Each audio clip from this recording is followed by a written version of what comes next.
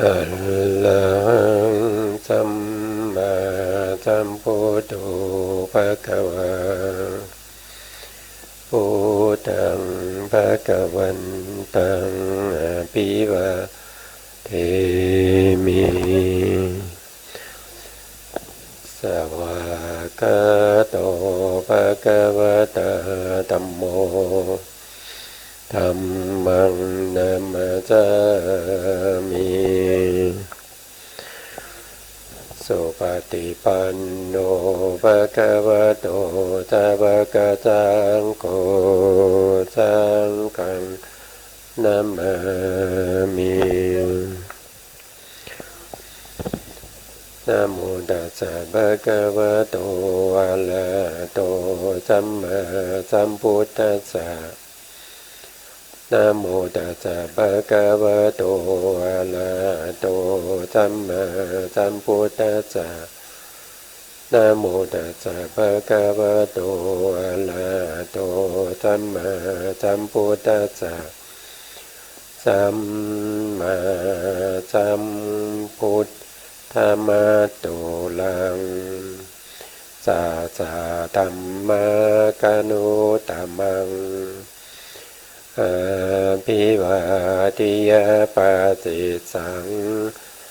อาภิธัมมัตตาสังฆัง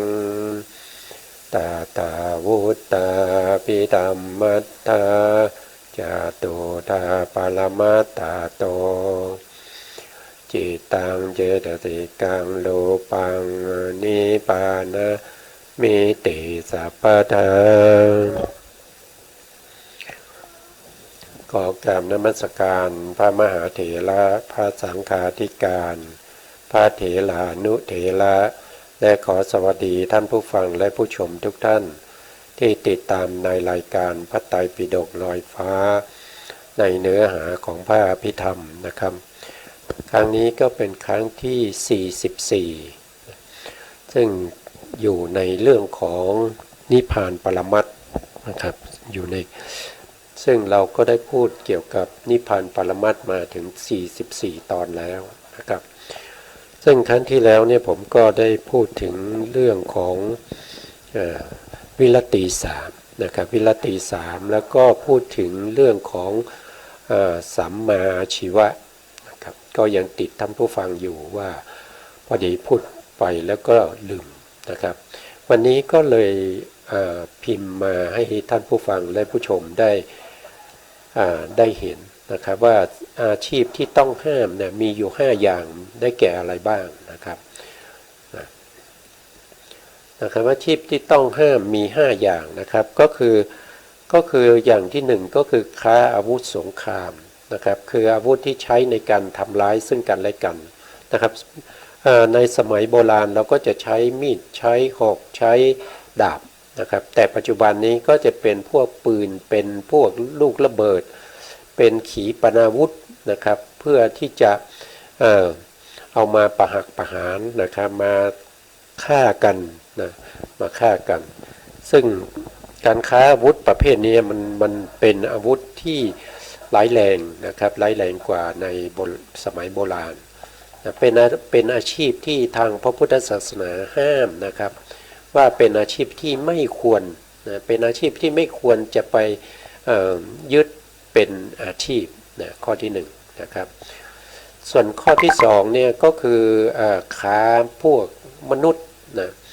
เมื่อก่อนก็จะมีการค้าทาสใช่ไหมครับแต่ปัจจุบันนี้ก็ยังมีในลักษณะที่ค้าประเวณีนะครับค้าสตรีบ้างนะครับหรือว่าเอาเด็กไปขายนะครับก็จะมีมาในรูปแบบใหม่ๆอยู่เรื่อยๆนะครับค้ามนุษย์นะครับการค้ามนุษย์อันนี้ก็เป็นภัยความมั่นคงนะครับเป็นกฎบัตรข้อ1ของสหประชาชาตินะครับที่เข้าห้ามในเรื่องของการค้ามนุษย์เนี่ยนะครับมันเกี่ยวข้องกับเรื่องของการถูกแอนตี้ถูกต่างประเทศไม่ให้ไม่ยกย่องไม่นับถือนะครับประเทศไหนที่มีการค้ามนุษย์เนี่ยนะส่วนข้อที่3นะครับข้อที่3ก็คือได้แก่การค้ายาพิษนะ ยาพิษยาพิษนี่ก็มีหลายอย่างมีทั้งยาฆ่าแมลงฆ่าศัตรูพืชต่างๆนะครับหรือว่าเป็นยาประเภทยาฆ่าหญ้านี่ก็ไม่ได้นะครับเป็นอาชีพที่ต้องห้ามในพระพุทธศาสนาเป็นอาชีพที่ต้องห้ามนะครับเพราะฉะนั้นก็ไม่ควรจะทำอาชีพพวกนี้นะอาชีพที่สี่เนี่ยก็คือเรื่องของการเสพสิ่งเสพติดนะพวกที่เป็นยาบ้ายาอะไรพวกนี้นะครับแต่กัญชาปัจจุบันนี้ก็มีกฎหมายออกกฎหมายในการยกเว้นว่าไม่ใช่ยาเสพติดนะครับแต่การใช้กัญชาเนี่ยมันจะทำให้คนที่อย่างเมื่อก่อนนะครับก็จะคนที่ใช้กัญชาเนี่ยก็จะมีความเคลิบเคลิ้มมีความรู้สึกบางทีรู้สึกว่ามีคนมาปองร้ายนะครับก็จะใช้มีดใช้อะไรต่างๆเนี่ยไว้ป้องกันตัวก็อันตรายอยู่นะครับก็อันตรายอยู่ก็ใช้ให้พอสมควรก็แล้วกันนะครับสมกับที่ได้ปลดล็อกในเรื่องของกัญชานะครับแล้วก็พวกสุราบุหรี่นะครับสุราพวกเบียร์พวกที่มีแอลกอฮอล์ทั้งหมดนะครับก็เป็นอาชีพที่ทางพระพุทธศาสนาห้ามนะครับไม่ควรจะไป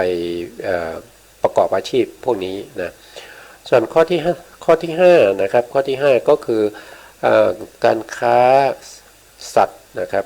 ประเภทเลี้ยงสัตว์ไว้ให้เขาฆ่าเนี่ยเลี้ยงไก่เลี้ยงอะไรเนี่ยนะครับที่พอโตแล้วก็ขายให้เขาเอาไปฆ่านะครับเลี้ยงโคให้เขาฆ่าโคขุนอะไรพวกนี้นะครับก็ไม่ดีนะครับก็เป็นอาชีพที่ต้องห้าม5ข้อนี้ก็จะเป็นอาชีพที่ทางพระพุทธศาสนาเนี่ยห้ามนะครับห้ามไม่ให้ประกอบอาชีพพวกนี้นะครับผู้ที่แต่พระพุทธศาสนาเนี่ยไม่ได้บังคับในกรณีว่าจะต้องพระศาสดานะครับพระสมเด็จพระสัมมาสัมพุทธเจ้าพอห้ามแล้วก็พระพุทธศาสนาก็ไม่คือเราไม่ได้มีกฎบัตรที่จะต้องมาลงโทษกันนะครับให้เป็นจิตสำนึกนะครับจิตสำนึกว่าอาชีพพวกนี้มันไม่ดีก็ถ้าเว้นได้ก็เว้นนะครับแต่ถ้าเรานับถือพระพุทธเจ้านะครับเราเชื่อในคำสั่งสอนของพระพุทธองค์เนี่ยเราก็ต้องเปลี่ยนอาชีพนะครับอย่างเช่นครับ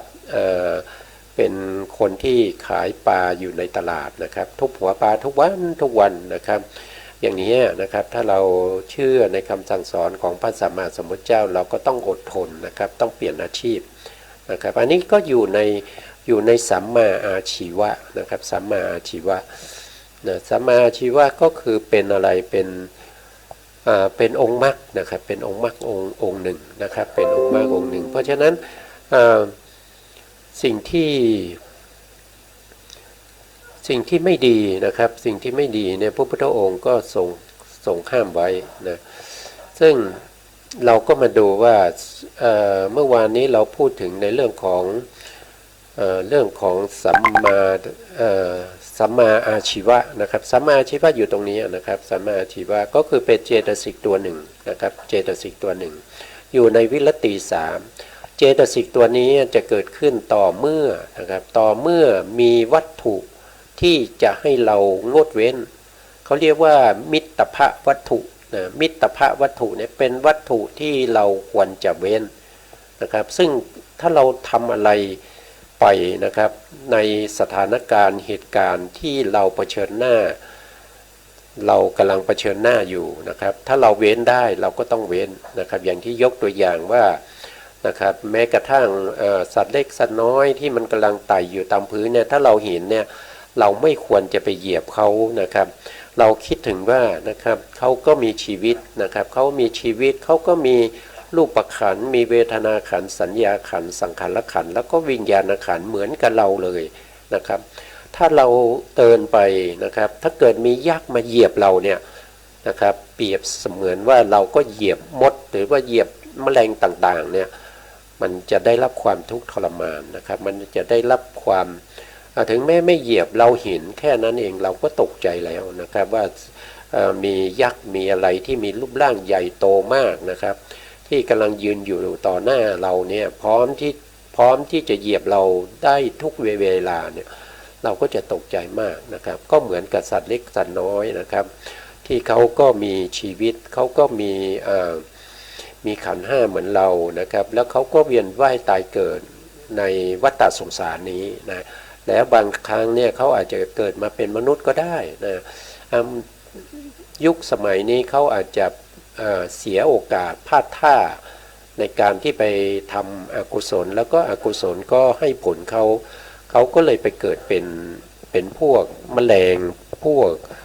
มดทั้งหลายนะครับเพราะฉะนั้นเราก็ไม่ควรจะไปเหยียบเขาถ้าเราเว้นได้เราก็เว้นไปนะครับแต่ถ้าเราไม่ได้ดูหรือว่าเราไม่ได้มีเจตนาไปเหยียบเขาตายอย่างนี้นี่ก็ไม่ได้ถือว่าเป็นกรรมนะครับแต่ว่าต่อไปภายหลังเนี่ยเราก็ต้องระมัดระวังนะครับมีสติในการที่จะย่างเท้าต่างๆนะครับอันนี้ก็พูดถึงที่ค้างไว้เมื่อครั้งที่แล้วนะครั้งที่ผ่านไปนะครับเรื่องของวิรติสามไม่ประกอบอยู่ในจิตที่เ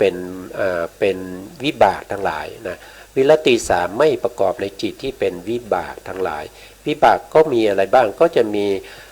อกุศลวิบากนะอกุศลวิบาก7นะครับแล้วก็อเหตุกกุศลวิบาก8นะแล้วก็มหาวิบากอีก8นะแล้วก็รูปวิบาก5นะรูปวิบาก5แล้วก็รูปวิบาก4นะครับพวกนี้เป็นวิปากจิตนะจริงๆวิปากจิตนี่มี36นะใน36นี้ก็คือผลจิตนะผลจิตอีก4นะครับคำว่าโดยย่อก็คือ4แต่ผลจิต4เนี่ยเราไม่ได้เอามาเป็นองค์ธรรมของวิญญาณนะครับในปฏิจจสมุปบาทเราไม่ได้เอามาเป็นวิญญาณเพราะว่าวิญญาณที่เราพูดถึงในปฏิจจสมุปบาทเนี่ยมันเป็นเหตุนะครับมันเป็นเหตุให้เวียนว่ายตายเกิดมันเป็นเหตุให้เกิดนามรูปนะครับแต่ผลจิตในโลกุตระเนี่ยมันเป็นสภาวธรรมที่มันจะกำจัดในเรื่องของการเวียนว่ายตายเกิดนะครับในการที่จะมีภพสืบต่อไปเรื่อยๆเนี่ยเขาจะไปตัดภพนะอย่างเช่นโสดาปฏิผลเนี่ยนะครับเมื่อเป็นโสดาปฏิผลแล้วจะไม่ไปเกิดในภูมิ4ภูมินะครับในอบายภูมิ4เนี่ยเขาจะไม่ไปเกิดแล้วนะครับแล้วก็ถ้าเป็นสกทาคามีถึงแม้ว่าเขาจะไม่สามารถที่จะละกุศลนะครับโดยความเป็นสมุจเฉทได้แต่เขาก็ยังทำลายอกุศลนะครับประเภทที่เป็นอย่างหยาบนะที่เป็นอย่างหยาบแล้วก็ไม่นำไปสู่อบายนะครับที่โสดาบันทำลายไม่ได้นะสกทาคามีก็จะทำลายนะครับจะทำให้เบาบางขึ้นไปอีกนะส่วนอนาคามีนะอนาคามีนี่ก็จะทำลายในเรื่องของโทสะนะครับถ้าเป็นอนาคามีแล้วเนี่ยโทสะจะไม่มีแล้วนะครับโทสะมูลจิต2ก็จะไม่มีแล้วนะเพราะว่าเขาทำลายโดยความเป็นสมุจเฉทนะครับนะถ้าเป็นพระอรหันต์เนี่ยอกุศล12เนี่ยนะครับอกุศลจิต12นี้จะไม่มีอีกแล้วนะพระอรหันต์เนี่ยนะครับจะไม่มีอกุศลจิต12อีกแล้วนะเพราะฉะนั้นเนี่ยเราก็จะเข้าสู่นิพพานได้ง่ายนะครับถ้าเป็นในลักษณะอย่างนี้นะครับตามวิธีการที่พระพุทธองค์ได้แสดงไว้นะครับวันนี้ครั้งนี้ก็พูดถึงสิ่งที่ค้างมาจากครั้งที่แล้วนะครับต่อไปเราก็จะต่อจากครั้งที่แล้วเลยนะครั้งที่แล้วเนี่ยผมก็ได้พูดถึงในเรื่องของปฏิจจสมุปบาทก็จบไปแล้วนะครับแต่ว่าเราก็มาดูตรงนี้นิดหนึ่งนะครับว่าเรื่องขององค์ที่12ในปฏิจจสมุปบาทที่เราเรียกว่าชาติชรานะครับชาตินี่เป็นปัจจัยให้เกิดชราใช่ไหมครับชรานี่เป็นผลเป็นปัจจยุบันนะชรามรณะโศกะปริเทวะทุกขะทุกขะนี่ยังไม่ได้แก้อีกนะทุกขะนี่ก็ทุกขะนะทุกขะโทมนัสอุปาญาตนะทั้งหมดเนี่ยนะครับกี่องค์ครับเนี่ย1 2 3 4 5 6 7ทั้ง7องค์เนี่ย นะครับถือว่าอยู่ในองค์เดียวกันนะครับเพราะทั้ง7องค์นี้เกิดขึ้นเนี่ยเขามีปัจจัยที่ทำให้เขาเกิดในอย่างเดียวเท่านั้นนั่นก็คือชาติตัวชาติเนี่ยสามารถทำให้เรามีผลให้เราต้องแก่นะครับทำให้เราต้องตายนะครับเราเกิดมาแล้วเราจะบางครั้งเราก็จะต้องมีความโศกเศร้านะครับความโศกเศร้านะครับความเศร้าโศกเสียใจเนี่ยมันต้องมีนะครับแต่ถ้าเราไม่เกิดจะมีไหมเราจะโศกเศร้าไหมมันก็ไม่มีใช่ไหมครับถ้าเราไม่เกิดเราปารินิพพานแล้วเราเข้าถึงนิพพานแล้วเราจะมีโศกไหมไม่มีแล้วนะเราไม่มีโศกแล้วเราไม่มีความตายแล้วเราไม่มีความแก่แล้วนะอันนี้นะที่เรายังมีอยู่ก็เพราะว่าเรามีการเกิดไงเราเกิดมาชาตินี้นะที่เราเกิดมาเป็นมนุษย์เนี่ยเรามีทั้งความเป็นความแก่ก็ตามมาทุกวันนะแก่ทุกวันทุกวินาทีก็แก่ไปเรื่อยๆนะแล้วก็มรณะนี่ก็คือความตายก็ตามเรามาทุกวันทุกวินาทีนะครับก็ถ้าทันเมื่อไหร่เราก็จะต้องไปเกิดอีกอะถ้าเราไม่ได้นิพพานถ้าเราไม่ได้เป็นพระอรหันต์ถ้าเราไม่ได้ปรินิพพานเนี่ยเราตายแล้วเราก็ไปเกิดอีกนะไปเกิดแล้วก็ไปทำอะไรก็ไปรอความตายอีกนะครับไปรอความตายอีกนะครับไปโศกเศร้าอีกนะครับไปปริเทวะก็คือการร้องไห้ลำพันธ์นะครับอันนี้มีเสียงด้วยนะครับในองค์ธรรมเนี่ยเขาจะเรียกว่าเป็นจิตนะครับเป็นจิตนะจิตตะชะวิปลาสัทธะนะครับก็คือหมายความว่าไงหมายความว่าเขาที่เขาร้องไห้เนี่ยเพราะว่าเขาวิปลาสไปนะครับวิปลาสไปร้องไห้ต้องมีเสียงด้วยสัทธะใช่ไหมครับแล้วก็ที่เขาร้องไห้ก็เพราะว่าจิตเนี่ยเป็นปัจจัยนะจิตนี่เป็นปัจจัยจิตตัวนี้เป็นปัจจัยให้เกิดการวิปลาสแล้วก็เกิดการร้องไห้ให้มีเสียงออกมาด้วยนะครับอันนี้ก็เรียกว่าเป็นปริเทวะนะครับทุกขะนะทุกขะก็คือความทุกข์กายนะครับทุกข์กายเวลาไปที่ไหนเนี่ยเราบุญน้อยพูดง่ายๆว่าเราบุญน้อยนะครับเวลาไปงานไหนก็ตามเราบุญน้อยเนี่ยเวลาไปเนี่ยไปด้วยกัน10 คนใช่ไหมครับพอไปถึงแล้วก็จัดที่ให้นั่งอยู่แค่9 ที่นะครับเราบุญน้อยเราก็ไม่ได้นั่งเราก็ต้องยืนนะครับเราก็ต้องยืนนานๆก็ปวดขานะครับอย่างนี้เป็นต้นหรือว่าบางทีเนี่ยไปเนี่ยเขาได้นั่งในที่สมควรที่เป็นเบาะมีเบาะรองนั่งนะครับแต่เราต้องไปนั่งเก้าอี้ไม้นะครับเป็นชั่วโมงมันก็ปวดเหมือนกันนะครับมันก็เป็นลักษณะอย่างนี้นะครับมันก็เป็นทุกข์นะครับทุกข์มาจากไหนทุกข์ก็มาจากว่าเราเคยทำอกุศลกรรมไว้ในอดีตมากกว่าคนอื่นนะครับคนอื่นเนี่ยเขาทำบุญมากกว่าอกุศลเขาได้นั่งที่ดีๆแต่เราเนี่ยไปทำกุศลที่ไม่เป็นบุญน้อยนะเป็นบุญน้อยก็เลยต้องทนทุกข์ทรมานนะครับก็ต้องเป็นไปเพราะเราเกิดมาแล้วนะเราต้องทุกข์นะครับจะทุกข์มากทุกข์น้อยก็อยู่ที่บุญเก่าด้วยนะครับมีบุญเก่าด้วยนะครับตัวทุกขะเนี่ยนะมาทางกายนะครับเขาเป็นทางกายโทมนัสนี่เป็นทางใจนะครับโทมนัสนี่เป็นทางใจเพราะฉะนั้นโทมนัสถ้าเป็นทางใจเนี่ยนั่นก็หมายความว่าเป็นกรรมใหม่นะครับเป็นกรรมใหม่ที่เราทำโทมนัสนี่ก็คืออะไรก็คือตัวโทสะนะครับตัวโทสะโทมนัสนี่คือความเสียใจนะครับความเสียใจน้อยเนื้อต่ำใจไม่พอใจเกิดความเครียดอะไรพวกนี้นะครับอันนี้เป็นกรรมใหม่นะที่เราทำเนี่ยนะครับที่เราเครียดอยู่ทุกวันเนี่ยงานเราไม่ทำก็ไม่สำเร็จเนี่ยนะครับติดปัญหามากมายนะเจ้านายก็ว่าเจ้านายก็เรียกไปตักเตือนหลายครั้งแล้วเราก็ยังทำไม่ได้นะครับเพราะว่ามันมีปัญหามากมายต้องเกี่ยวข้องกับทุกหน่วยงานอย่างเงี้ยนะครับมันก็ต้องทุกข์ใจนะครับมันทุกข์ใจก็เกิดเป็นโทสะ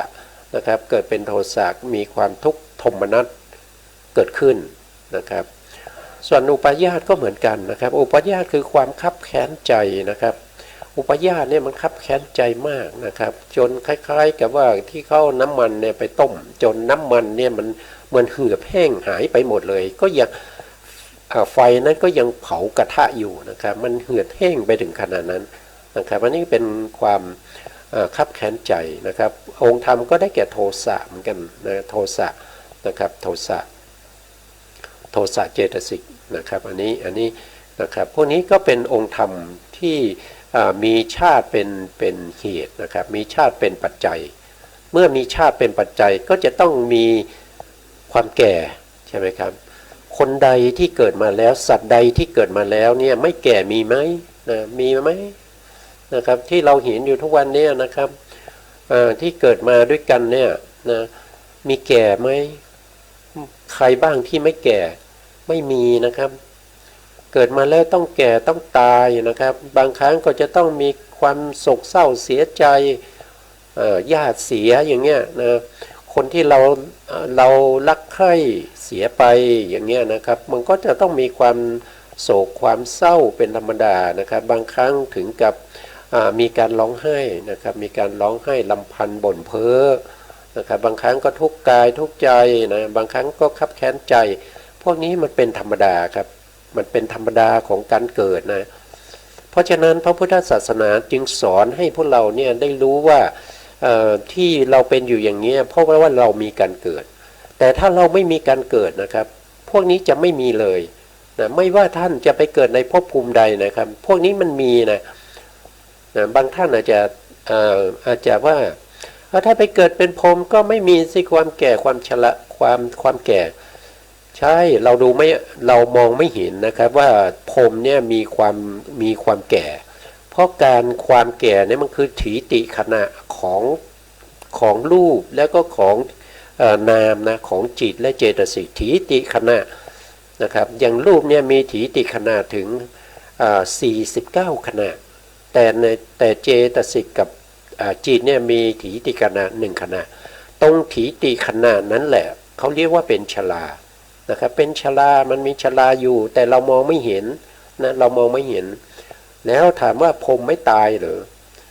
พรหมก็มีอายุนะครับถึงเวลาตายก็ต้องตายนะถึงเวลาที่เขาต้องตายเขาต้องตายนะไม่ว่าจะไปเกิดที่ไหนใน31ภูมินะครับไม่ว่าจะไปอยู่ในอรูปภูมินะอรูปภูมิก็มีอายุนะอรูปภูมิเนี่ยมีอายุสูงสุดที่เนวสัญญานาสัญญาเนี่ยถึง84,000 ปีนะครับ84,000 มหากัปนะครับ84,000 มหากัปนะซึ่งเป็นอายุที่ยาวนานมากนะครับอายุที่ยาวนานมากอันนี้นี่ไม่ใช่นะครับผมไปนะครับผมกำลังจะหาเรื่องของภพภูมินะครับภพภูมิอยู่ตรงนี้เองนะครับเนี่ยนะครับถ้าเราไปเกิดไปในวสัญญานาสัญญาเนี่ยซึ่งสูงที่สุดเนี่ยก็มีอายุนะ84,000 มหากัปถ้าครบ84,000 มหากัปเนี่ยจะต้องกลับมาเกิดเป็นเทวดาหรือมนุษย์เนี่ยมาเกิดเป็นเทวดามนุษย์เนี่ยมันก็จะต้องเจอพวกนี้อีกจะต้องเจอชรามรณะโศกะปริเทวะทุกขโทมนัสอุปาญาตเนี่ยมันหนีไม่พ้นนะมันหนีไม่พ้นมันจะหนีไปไหนนะมันหนีไปไหนไม่พ้นหรอกนะถ้าเรายังมีการเวียนว่ายตายเกิดนะแต่ถ้าเราไปเกิดเป็นพรหมนะบางท่านว่าเกิดเป็นพรหมไปอยู่กับคนนั้นคนนี้นะครับไปอยู่กับบุคคลที่เราเคารพนับถือเขาอยู่ในชั้นพรหมเป็นมหาพรหมอย่างเนี้ยบางคนก็นับถือมหาพรหมนะใช่ไหมครับมหาพรหมเนี่ยก็มีอายุอยู่นะอายุของเขาเนี่ยมากที่สุดก็เท่ากับ1/4ของมหากัปนะมหากัปนั่นก็คือเขาจะอยู่ได้หนึ่งวิวัตถายีอสงไขยกัปนะครับก็จะอยู่ได้เท่านั้นนะสูงที่สุดนะเพราะว่าจะอยู่ต่อไปไม่ได้แล้วเพราะว่าจะต้องถูกทำลายด้วยไฟด้วยน้ำด้วยลมนะครับทุกหนึ่งอสงไขยกัปนะครับที่เรียกว่าสังวัตตะอสงไขยหรือว่าสังวัตตะถายีอสงไขยวิวัตตถายีนะครับหรือว่าวิวัตตะอสงไขยกัป หรือวิวัตถายีอสงไขยกัปในหนึ่งมหากัปเนี่ยก็จะมีอยู่สี่นะครับมีอยู่สี่อสงไขยนะครับมีอยู่สี่อสงไขยนะเพราะฉะนั้นเนี่ยถึงแม้ว่าเราจะไปเกิดในภพภูมิไหนก็ตามนะมันหนีไม่พ้นนะมันหนีไม่พ้นนะมันหนีไม่พ้นอ่ะเพราะฉะนั้นมีทางเดียวที่จะหนีมันให้พ้นนั่นก็คือการเจริญวิปัสสนาเริ่มต้นที่สติปัฏฐานสี่เพื่อให้ได้มาซึ่งมรรคผลนะครับมีสติปัฏฐานสี่ที่เราจะต้องปฏิบัตินะมีสติปัฏฐานสี่สัมมาปัฏฐานสี่อย่างเนี้ยเราต้องประพฤติปฏิบัติสิ่งพวกนี้นะสิ่งพวกนี้นะครับเนี่ยนะครับเราต้องปฏิบัตินะครับในสิ่งพวกนี้ก็คืออยู่ในหมวดธรรมที่เรียกว่าโพธิปักขิยธรรมเราต้องปฏิบัติสติปัฏฐานสี่นะครับให้เห็นรูปเห็นนามให้เข้าถึงวิปัสสนาญาณให้ได้นะครับแล้วก็เข้าถึงโคตภูข้ามโคตรไปสู่ความเป็นพระอริยะได้มรรคได้ผลนะครับนะต้องมีการประพฤติปฏิบัติอยู่เราจะเวียนว่ายตายเกิดสัก100 ชาติพันชาติแสนชาติแล้วมันจะเข้าสู่นิพพานเองมันเป็นไปไม่ได้มันไม่มีนะครับมันไม่มีอย่างนั้นนะมันไม่มีอย่างนั้นนะครับถ้าใครคิดว่าไม่ต้องไปทำอะไรมันนะครับเราเวียนว่ายตายเกิดสัก100 ชาติพันชาติเนี่ยเราก็จะเข้าสู่นิพพานการคิดอย่างนี้เป็นการคิดที่ไม่ถูกต้องแล้วก็ไม่มีพื้นฐานแห่งสัจธรรมนะครับไม่มีสัจธรรมรองรับนะครับไม่มีธรรมชาติที่จะเป็นไปอย่างนั้นนะครับธรรมชาติในจักรวาลนี้ที่จะต้องเวียนว่ายตายเกิด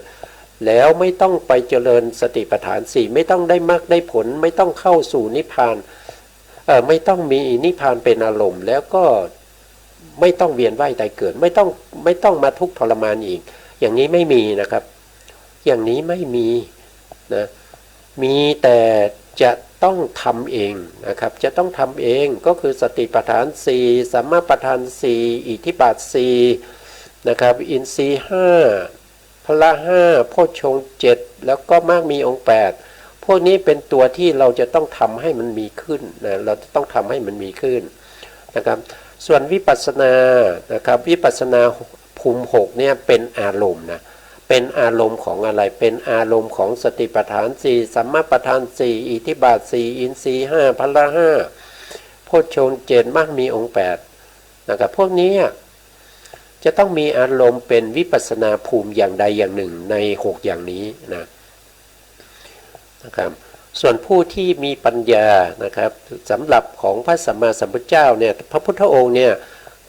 เวลาที่ท่านเจริญในเรื่องของวิปัสสนานะครับในเรื่องของสติปัฏฐานนะท่านก็จะมีอารมณ์เป็นปฏิจจสมุปบาทตรงนี้นะครับปฏิจจสมุปบาทนะพระพุทธองค์ตรัสรู้อริยสัจสี่โดยการพิจารณาปฏิจจสมุปบาทนะครับพิจารณาคิดดูนะครับว่าพระพุทธองค์ทรงใช้เวลาในการที่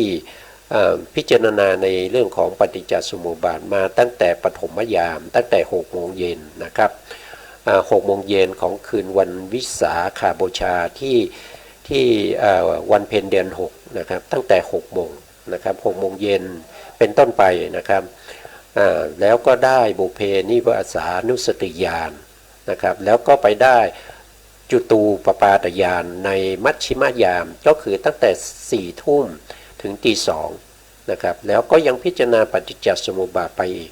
นะครับก่อนที่จะสว่างประมาณตี 5กว่าพระพุทธองค์ก็ได้ตรัสรู้เป็นพระสัมมาสัมพุทธเจ้าด้วยการพิจารณาปฏิจจสมุปบาทนะครับ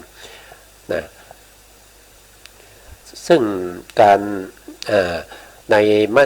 ในปัจฉิมยามก็คือในช่วงสุดท้ายตั้งแต่ตี 2จนถึง6 โมงเช้าเนี่ยพระพุทธองค์ก็สำเร็จในวิชาที่3ที่เราเรียกว่าเป็นอาสวะขยญาณอาสวะขยญาณก็ได้ตรัสรู้เป็นพระสัมมาสัมพุทธเจ้าในคืนนั้นนะครับใช้เวลาตั้งแต่6 โมงเย็นจนถึง6 โมงเช้านะครับ6 โมงเช้านะพิจารณาปฏิจจสมุปบาทเพราะฉะนั้นปฏิจจสมุปบาทเนี่ยพระพุทธองค์ใช้เวลาในการพิจารณาทั้งคืนเนี่ย นั่นแสดงว่าการพิจารณาในเรื่องของปฏิจจสมุปบาทเนี่ยมันมีในที่มากมายเหลือเกินนะครับมันไปเกี่ยวข้องกับเรื่องของมหาประธานด้วยนะเรื่องของมหาประธานนะมหาประธานที่อย่างเช่นเหตุปัจจโยนะเหตุปัจจโยก็คืออมีเหตุเป็นสมุฏฐานนะครับมีเหตุเป็นสมุฏฐานอย่างเช่นเรายกเอาอวิชชามาเนี่ยอวิชชานี่เป็นอะไรอวิชชาเป็นโมหะโมหะเป็นอะไรโมหะเป็นเหตุนะครับทีนี้โมหะเป็นเหตุนั้นก็เป็นเหตุปัจจโยนะครับเหตุปัจจโยนะของอะไรของทำให้เกิดอะไรทำให้เกิดวิญญาณนะทำให้เกิดวิญญาณอย่างเงี้ยเป็นต้นนะแล้วก็ยังพิจารณาถึงสภาวธรรมนะครับเท่าที่เราได้ศึกษาแล้วก็ทราบมานะครับแต่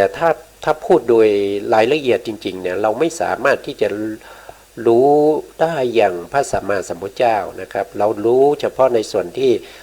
เราศึกษาได้เท่านั้นเองนะครับก็จะมีหนึ่งก็คือธรรมที่พระพุทธองค์ใช้คำว่าธรรมที่ควรรู้ยิ่งนะธรรมที่ควรรู้ยิ่งพระพุทธองค์ก็ได้ตรัสรู้แล้วนะธรรมที่ควรกำหนดรู้พระพุทธองค์ก็ได้ตรัสรู้แล้วนะธรรมที่ควรละพระพุทธองค์ก็ได้ละแล้วธรรมที่ควรเจริญพระพุทธองค์ก็ได้เจริญแล้วอย่างเช่นอวิชชาอวิชชาพระพุทธองค์ก็ได้ตรัสรู้อวิชชาโดยความเป็นทุกขสัจแล้วนะครับแล้วก็ได้ตรัสรู้เหตุเกิดแห่งอวิชชาโดยความเป็นสมุทัยพระพุทธองค์ก็ได้ทำแล้วได้พิจารณาแล้วได้ผลแล้วนะครับแล้วก็พระพุทธองค์ก็ตรัสรู้ความดับอวิชชาโดยความเป็นนิโรธสัจพระพุทธองค์ก็ได้ทำแล้วก็ทำสำเร็จแล้วนะพระพุทธองค์ก็ยังได้ตรัสรู้ในเรื่องของปฏิปทาให้ถึงความดับอวิชชาด้วยนะความดับอวิชชาโดยความเป็นมรรคสัจพระพุทธองค์ก็ได้ทำแล้วนะครับมาจากไหนก็พูดถึงการพิจารณาปฏิจจสมุปบาทนะครับที่พระพุทธองค์ได้ใช้ในการพิจารณาแล้วก็ได้ตรัสรู้เป็นพระสัมมาสัมพุทธเจ้านะครับอย่างพวกเราเนี่ยนะครับถ้าพวกเรามีอัธยาศัยมีอุปนิสัยมีจริตนะครับที่เคยสะสมบารมีมาในภพก่อนๆในเรื่องของปฏิจจสมุปบาทท่านก็จะใช้ปฏิจจสมุปบาทในการเป็นอารมณ์ให้แก่โพธิปักขิยธรรมพวกนี้ได้นะครับพวกนี้ได้นะครับหรือว่าถ้าใครว่าปฏิจจสมุปบาทมันยากเกินไปเอาแค่ขันธ์ห้าก็ได้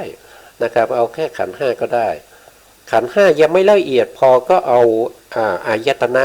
อายตนะ12นะละเอียดขึ้นมาอีกนะครับแยกกระจายออกมาเป็น12ละจากขันธ์ห้าเนี่ยมีแค่5ใช่ไหมครับแล้วก็มันยังยากอยู่นะครับมันยังมองไม่เห็นนะก็แยกมาเป็นอายตนะ12นะครับกระจายออกมาอีกนะครับกระจายออกมาอีกเท่าไหร่นะกระจายออกมาอีกเท่าไหร่7นะเพิ่มมาอีก7นะครับก็เป็น12นะอายตนะ12ผมยังไม่เข้าใจเลยนะอันก็กระจายออกมาอีกเป็นธาตุ18นะครับเพิ่มมาอีกเท่าไหร่เพิ่มมาอีก6นะเพิ่มมาอีก6ยังไม่เข้าใจก็เอาอินทรีย์22ไปนะอินทรีย์22ก็กระจายออกมากระจัดกระจายออกมาทั้งรูปและนามนะถ้าอย่างนั้นยังไม่เข้าใจก็มาเจริญในเรื่องของอริยสัจสี่นะครับอริยสัจสี่นี่ถ้าเราพูดโดยปกติทั่วไปแล้วคนเราทุกคนเนี่ยนะครับที่เป็นชาวพุทธเนี่ยมักจะเข้าใจอยู่แล้วว่าหนีทุกข์นะครับหนีทุกข์เนี่ยเป็นอะไรเป็นผลนะหนีทุกข์เป็นผลนะมาจากไหนมาจากสมุทัยก็คือเหตุให้เกิดทุกข์เนี่ยส่วนใหญ่เราก็จะเข้าใจในลักษณะนี้นะครับเพราะฉะนั้นเราก็สามารถที่จะเลือกอารมณ์ที่เราจะเจริญในเรื่องของวิปัสสนาได้นะทีนี้ในการที่เรามีการเจริญในเรื่องของวิปัสสนาไม่ว่าจะเป็นสติปัฏฐาน4ทั้งที่เป็นกายานุปัสสนาสติปัฏฐานทั้งที่เป็น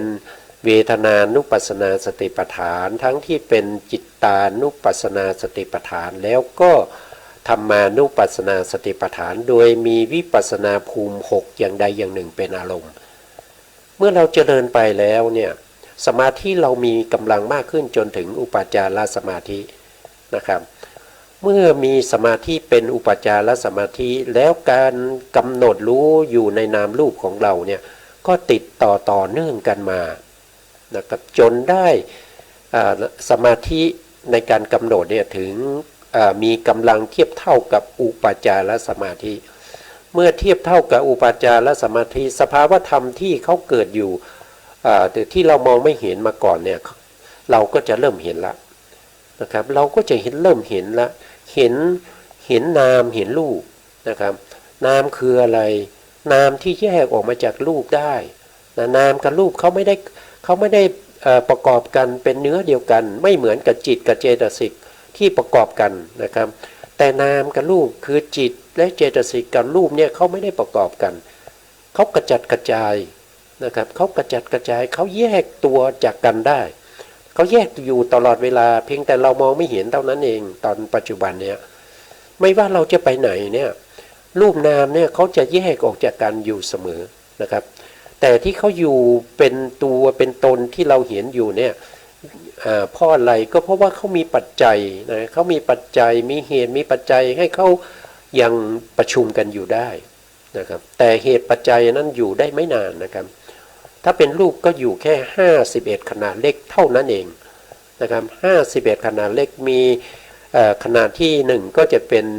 อุปาทะขณะก็คือขนาดที่เกิดขึ้นแล้วขนาดที่ตั้งอยู่ก็จะมีอยู่49ขนาดที่เราเรียกว่าถีติขณะนะเรียกว่าถีติขณะนะถีติขณะ49ขนาดแล้วก็ขนาดที่สุดท้ายที่เราเรียกว่าขนาดที่51เนี่ยก็จะเป็นพังคขณะก็คือขนาดที่เขาดับไปสิ่งพวกนี้นี่เป็นสิ่งที่เราจะต้องเห็นนะคือเราจะต้องเห็นนี่ไม่ใช่เราไปสร้างเขาขึ้นมาแล้วก็ไปดูนะ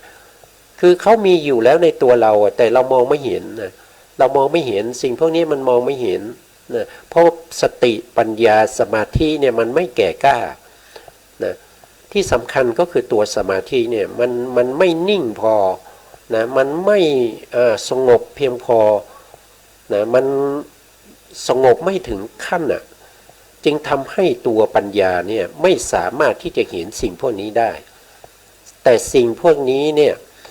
มันมีอยู่ตลอดเวลานะมีอยู่ตลอดเวลาไม่ว่าเราจะหลับจะตื่น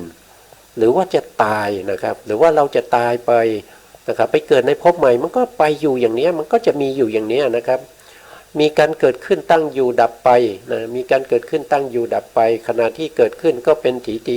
เป็นอุปาทขณะขณะที่ตั้งอยู่ก็เป็นถีติขณะขณะที่ดับไปก็จะเป็นพังคขณะอย่างเงี้ยแล้วรูปนามก็จะแยกออกไม่ใช่จะแยกออกคือเราจะเห็นนะเราจะเห็นว่าเขาแยกออกจากกันได้อย่างชัดเจนเราจะเห็นรูปเห็นนามเนี่ยกระจัดกระจายอย่างชัดเจนนะครับนั่นแสดงว่าเราได้อะไรถ้าเราเห็นรูปนามแยกออกจากกันได้เนี่ย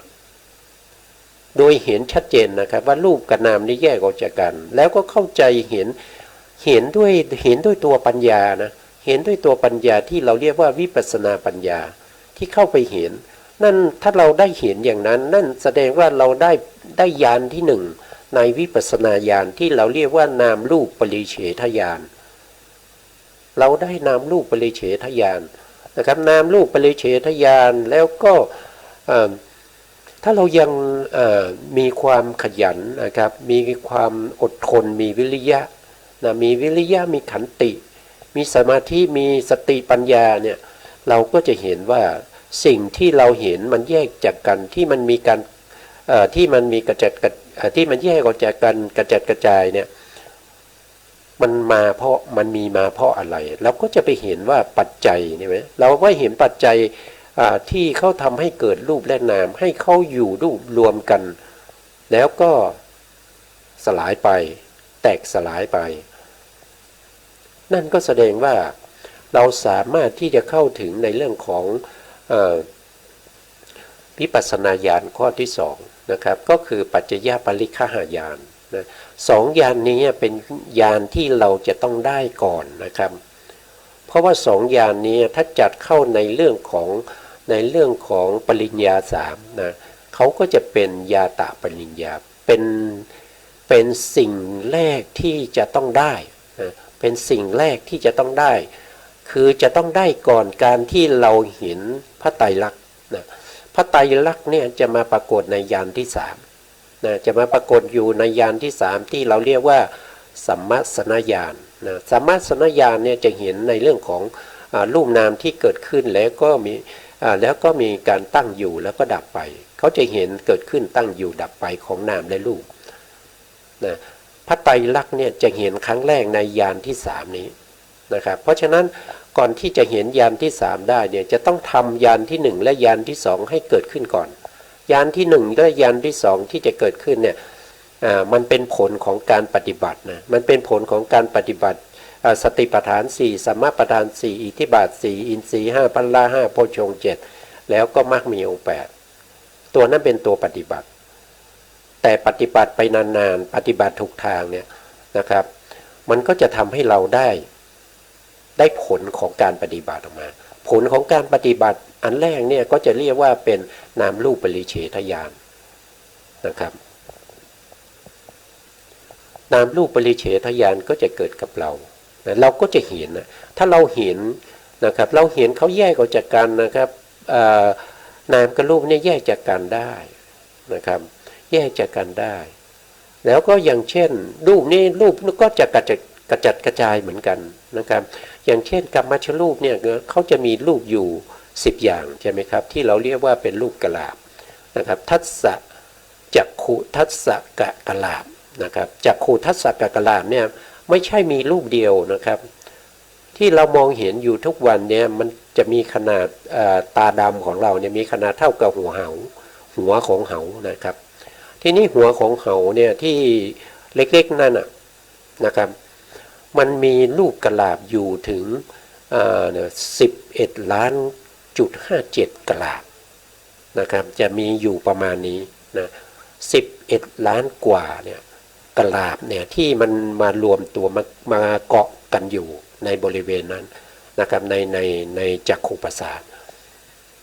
นะเราก็จะเห็นได้นะครับว่ารูปพวกนี้เนี่ยมันก็จะกระจายออกไปนะครับอย่างเช่นกรรมชรูปนะครับก็จะแยกออกนะครับกรรมชรูปที่เป็นจักขุเนี่ยที่มีหลายๆรูปเนี่ยมันก็จะแยกออกจากกันกระจายออกไปนะครับ11 ล้านมาเกาะกันอยู่เท่ากันกับหัวเหานะครับตัวนี้มันก็จะกระจายแยกกันออกไปเหมือนกับทุกรูปนะครับทุกรูปที่มันสามารถที่จะแยกกระจายออกจากกันได้นะครับยกเว้นเฉพาะที่เราพูดถึงเรื่องของอวินิโพครูป8เท่านั้นที่มันแยกจากกันไม่ได้มันแยกจากกันไม่ได้นะครับมันแยกจากกันไม่ได้แต่อวินิโพครูป8นี้มันก็สลายแปรปรวนไปได้ถึงมันแยกจากกันไม่ได้มันก็แปรปรวนของมันนะครับมันก็ย่อยสลายของมันไปนะครับเราก็จะเห็นสิ่งพวกนี้เมื่อเราเห็นสิ่งพวกนี้แสดงว่าเราได้ญาณที่หนึ่งเมื่อเราได้ญาณที่หนึ่งเนี่ยแสดงว่าเราได้ปริญญาข้อที่หนึ่งแล้วก็คือยาตะปริญญานะครับปริญญา3มียาตะปริญญาตีรณปริญญาปหานะปริญญานะครับที่เราจะต้องปฏิบัติให้มันได้นะมันเป็นเบื้องต้นที่จะต้องไปเห็นพระไตรลักษณ์นะครับคนที่ยังไม่เคยได้ญาณที่หนึ่งญาณที่สองนะครับแล้วก็มานั่งกำหนดว่ามันไม่เที่ยงมันเป็นทุกข์มันเป็นอนัตตาอย่างนี้เนี่ยไม่มีโอกาสจะได้เห็นนิพพานนะครับเพราะว่าเราไม่ได้ญาณที่หนึ่งญาณที่สองแต่เรากระโดดมาญาณที่สามเลยนะครับกระโดดมาญาณที่สามโดยไม่ได้ญาณหนึ่งญาณสองเนี่ยนั่นแสดงว่าเราไม่มีโอกาสจะได้นิพพานเพราะว่าการปฏิบัติของเราไม่ถูกทางนะครับการปฏิบัติจะต้องมีขั้นตอนมีลำดับ เพราะว่าคำสั่งสอนของพระสัมมาสัมพุทธเจ้าที่ให้ปฏิบัติเนี่ยมันไม่ใช่คือภูเขาที่มันมันมันกดมันชันนะครับมันจะลาดเอียงไปตามลำดับนะลาดเอียงลงไปเรื่อยๆนะครับไม่ใช่เขาขาดนะครับไม่ใช่เขาขาดนะครับไม่ใช่หน้าผาสูงนะแล้วก็ขาดนะไม่ใช่อย่างนั้นนะครับไม่ใช่กระโดดไปได้นะไม่ใช่กระโดดข้ามไปได้ไม่เห็นยาน1ยาน2แต่ไปเอายาน3เลยก็ไม่ได้นะครับอันนี้ก็ให้พวกเราที่เป็นนักปฏิบัติเนี่ยนำไปพิจารณานะครับนำไปพิจารณาดูนะครับว่าสมควรไหมนะครับที่ผมได้พูดไปนะครับที่ผมได้นำมาจากในในตำรานะครับในตำราใน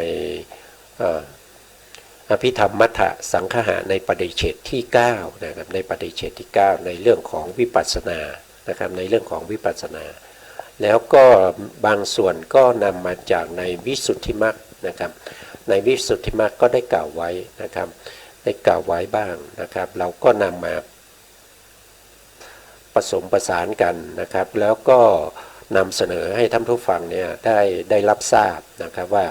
การปฏิบัติเนี่ยสิ่งแรกที่เราจะต้องได้นั่นก็คือเราจะต้องได้ยานที่1กับยานที่2ก่อนเพราะยานที่1กับยานที่2เนี่ยเป็นปริญญาข้อที่1นะครับก็คือยาตะปริญญานะแต่เราต้องได้ยาตะปริญญาก่อนที่เราจะได้ตีรณปริญญาแล้วก็จะไปได้ปหานะปริญญานะครับอันนี้ก็ฝากไว้ให้ท่านผู้ฟังได้นำไปคิดดูนะครับนำไปคิดดูท่านผู้รู้เนี่ยก็สามารถที่จะเข้าใจได้นะครับนะแต่ถ้ายังสงสัยนะครับก็สามารถที่จะคอมเมนต์มาได้นะครับใน Facebook ก็ได้นะครับสามารถที่จะคอมเมนต์มาได้นะครับทีนี้เราก็จบในเรื่องของ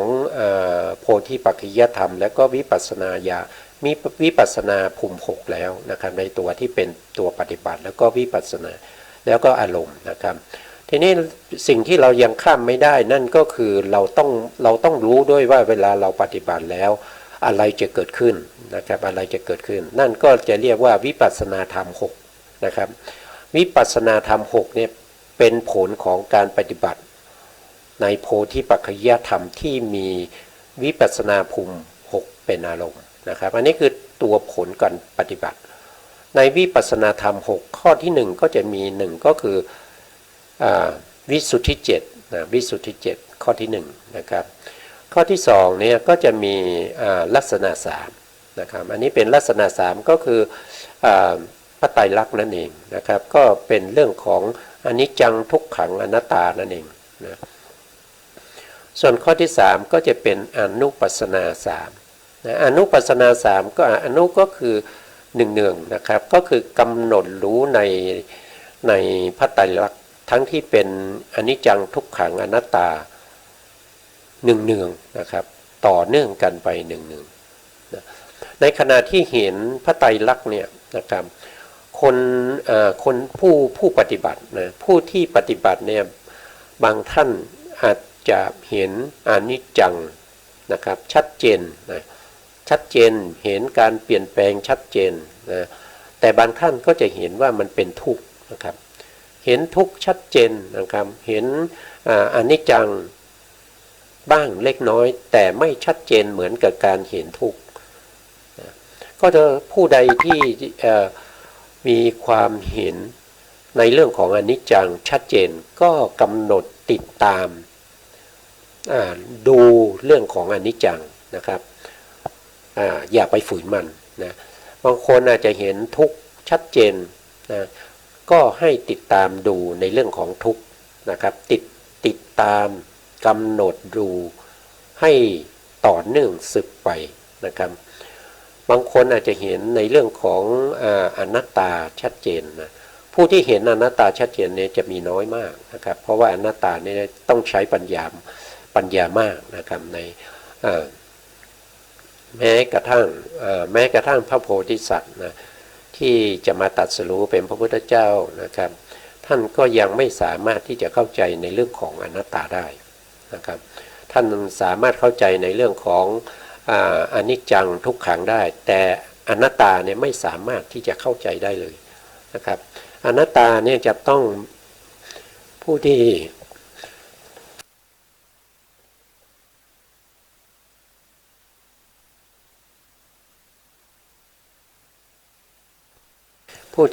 จะเห็นเรื่องของอนัตตาได้เนี่ยจะต้องเป็นพระสัมมาสัมพุทธเจ้านะครับจะต้องตรัสรู้เป็นพระสัมมาสัมพุทธเจ้าเท่านั้นนะแต่ที่เรายังไม่ได้ตรัสรู้อะไรเรายังเข้าใจอันนี้เข้าใจในอนัตตาเลยผู้บรรยายอาจจะบรรยายผิดมั้งที่เราเข้าใจที่เรารู้เนี่ยมันรู้ด้วยการได้ยินได้ฟังนะครับมันไม่ได้รู้ด้วยการประพฤติปฏิบัติแต่การที่เราได้ยินได้ฟังเนี่ยมันเป็นแค่สมมุติญาณนะครับก็คือเป็นถ้าว่าโดยญาณก็จะเป็นเขาเรียกว่าเป็นบัญญัตินะเป็นบัญญัตินะจำมานะครับจำมานะฟังบ่อยๆนะครับจนจำได้นะครับแต่ตัวจริงๆเรายังไม่เห็นนะตัวจริงๆเรายังไม่เห็น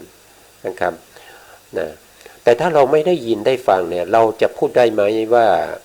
อนัตตาเนี่ยมันเป็นอย่างนี้อย่างนี้อนัตตาคือสภาวธรรมที่มันอย่างไรมันไม่ใช่ตัวไม่ใช่ตนบังคับบัญชาไม่ได้นะครับมันเป็นสิ่งที่มันสภาวธรรมที่มันเป็นมันเป็นอนิจจังมันเป็นทุกข์มันถึงเป็นอนัตตาบังคับบัญชามันไม่ได้นะครับมันไม่ใช่ตัวไม่ใช่ตนมันไม่มีสาระแก่นสารนะครับสิ่งพวกนี้เนี่ยเป็นสิ่งที่ผู้ที่เป็นพระสัมมาสัมพุทธเจ้านะครับถึงจะได้เข้าใจอย่างแท้จริงนะครับอย่างพวกเราเนี่ยที่เข้าใจอยู่ที่รู้อยู่เนี่ยก็เพราะว่าเราได้ยินได้ฟังมาได้ศึกษามาได้เล่าเรียนมานะครับเราถึงพูดได้นะแต่ถ้าเราไม่เคยได้ยินมานะครับ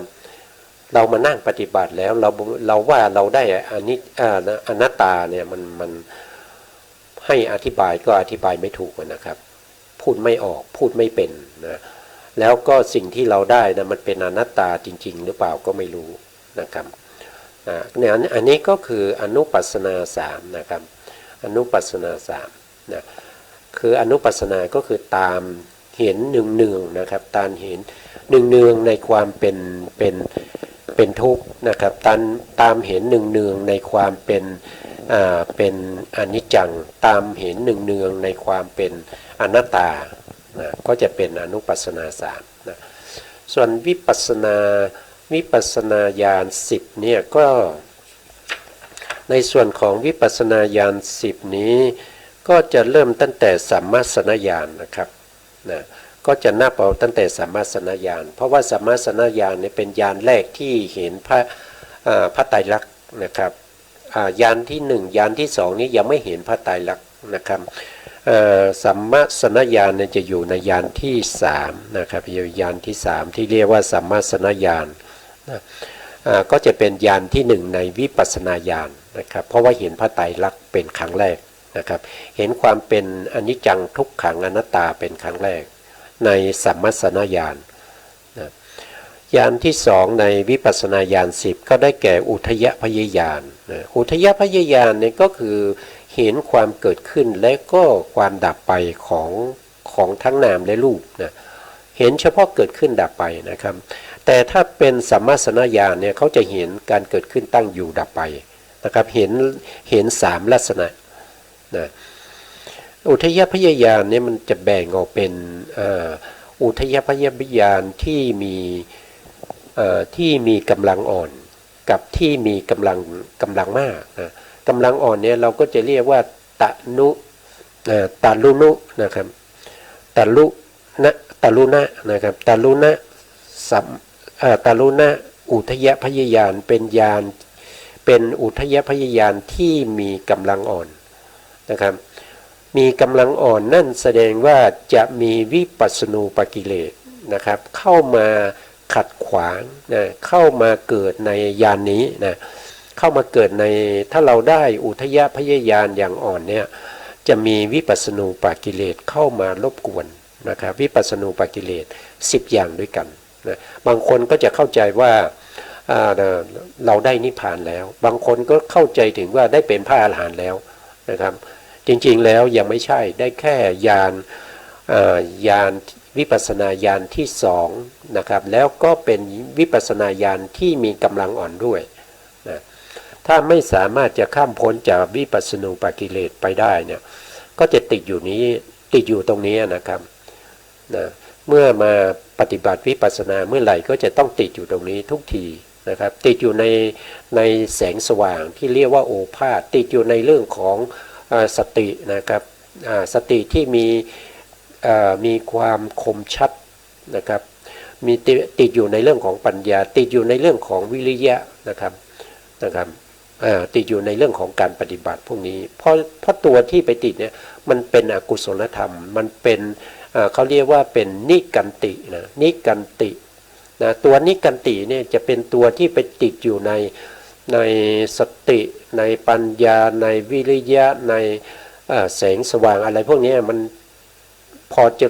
เจริญวิปัสสนามาถึงตรงนี้มันก็จะเข้าไปสู่ตรงนั้นเลยนะครับแล้วถ้าเราเข้าใจว่าวิปัสสนูปกิเลสเนี่ยเป็นธรรมที่ได้ถึงพระนิพพานแล้วก็จะทำให้เราเนี่ยเข้าอยู่ตรงนี้บ่อยๆก็จะกลายเป็นอัธยาศัยเป็นอุปนิสัยนะครับของเราเลยนะครับเพราะฉะนั้นถ้าจะแก้นะครับมันก็จะลำบากนะครับแต่ถ้าเรารู้ก่อนเนี่ยว่าตรงนี้มันไม่ใช่นะมันเป็นวิปัสสนูปกิเลสเนี่ยเราก็พยายามที่จะกั้นนะครับปิดกั้นมันนะครับมันก็จะดีขึ้นนะครับก็พูดถึงในเรื่องของวิปัสสนาญาณยังไม่จบนะครับเราก็จะเอาไว้พูดต่อในครั้งหน้าต่อไปนะครับเพราะวันนี้เวลาหมดแล้วนะครับสุดท้ายนี้นะครับก็ขอกราบขอบพระคุณพระครูสมุทรวิศวัตรวรกิจโจผู้อำนวยการสถานีวิทยุเพื่อการศึกษาพระพุทธศาสนาและวัฒนธรรม FM 104.5 เมกะเฮิรตซ์วัดฝายหินจังหวัดเชียงใหม่นะครับแล้วก็ขอกราบขอบพระคุณพระครูปริยัติยานุศาสตร์แล้วก็ขอบคุณท่านผู้ฟังและผู้ชมทุกท่านนะครับที่ติดตามในรายการพระไตรปิฎกลอยฟ้านะครับก็ขอให้ท่านผู้ฟังและผู้ชมมีแต่ความสุขนะครับมีแต่ความสุขความเจริญได้ดวงตาเห็นธรรมในเร็วๆนี้ครับสวัสดีครับ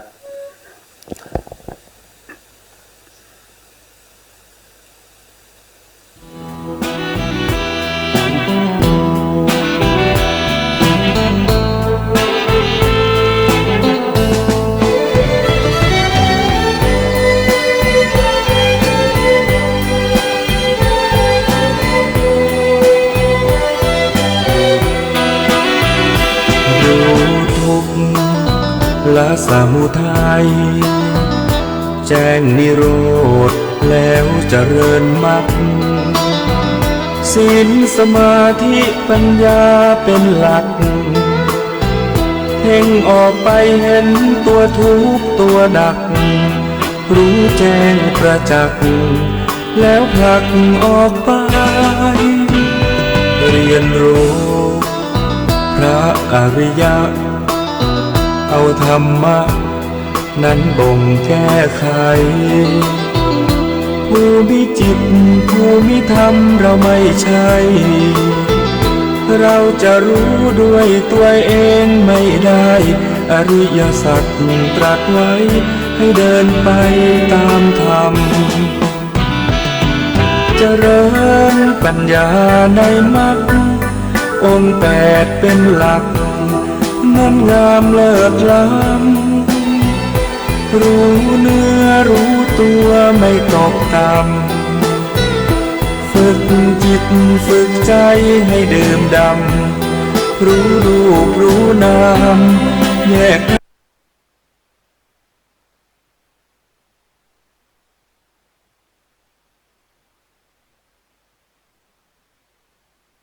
ลืมหลงลืมนะครับญาติไม่ได้ทำบุญให้ก็เลยกลายเป็นไร้ญาติไปเลยไร้ญาติไปนะเราจึงทำ2 วันนะวันที่3 สิงหาคมเนี่ยก็คือ ครับ เป็นกงเต็กรวมญาติ อ่า อุทิศให้กับผู้ที่มีญาติ ครับ นะครับมาเป็นเจ้าภาพในการอุทิศ แล้วก็นิมนต์พระทำพิธีสวดมนต์ให้ บรรพบุรุษนี่แหละ ใช่บรรพบุรุษบรรพชนของเรานะทั้งชายแล้วก็หญิง ครับ รวมไปถึงทั้งในอดีตแล้วก็ปัจจุบัน อ๋อมันทุกชาติภพ ใช่ถูกต้อง ทุกชาติภพก็คือตระกูลบรรพบุรุษฝ่ายพ่อแล้วก็ ฝ่ายพ่อบ รรพบุรุษ ฝ่า ฝ่าย ย แม่ แม่ เนี่ย นะครับ ป้าย ก็มี ป้ายเห็นไหม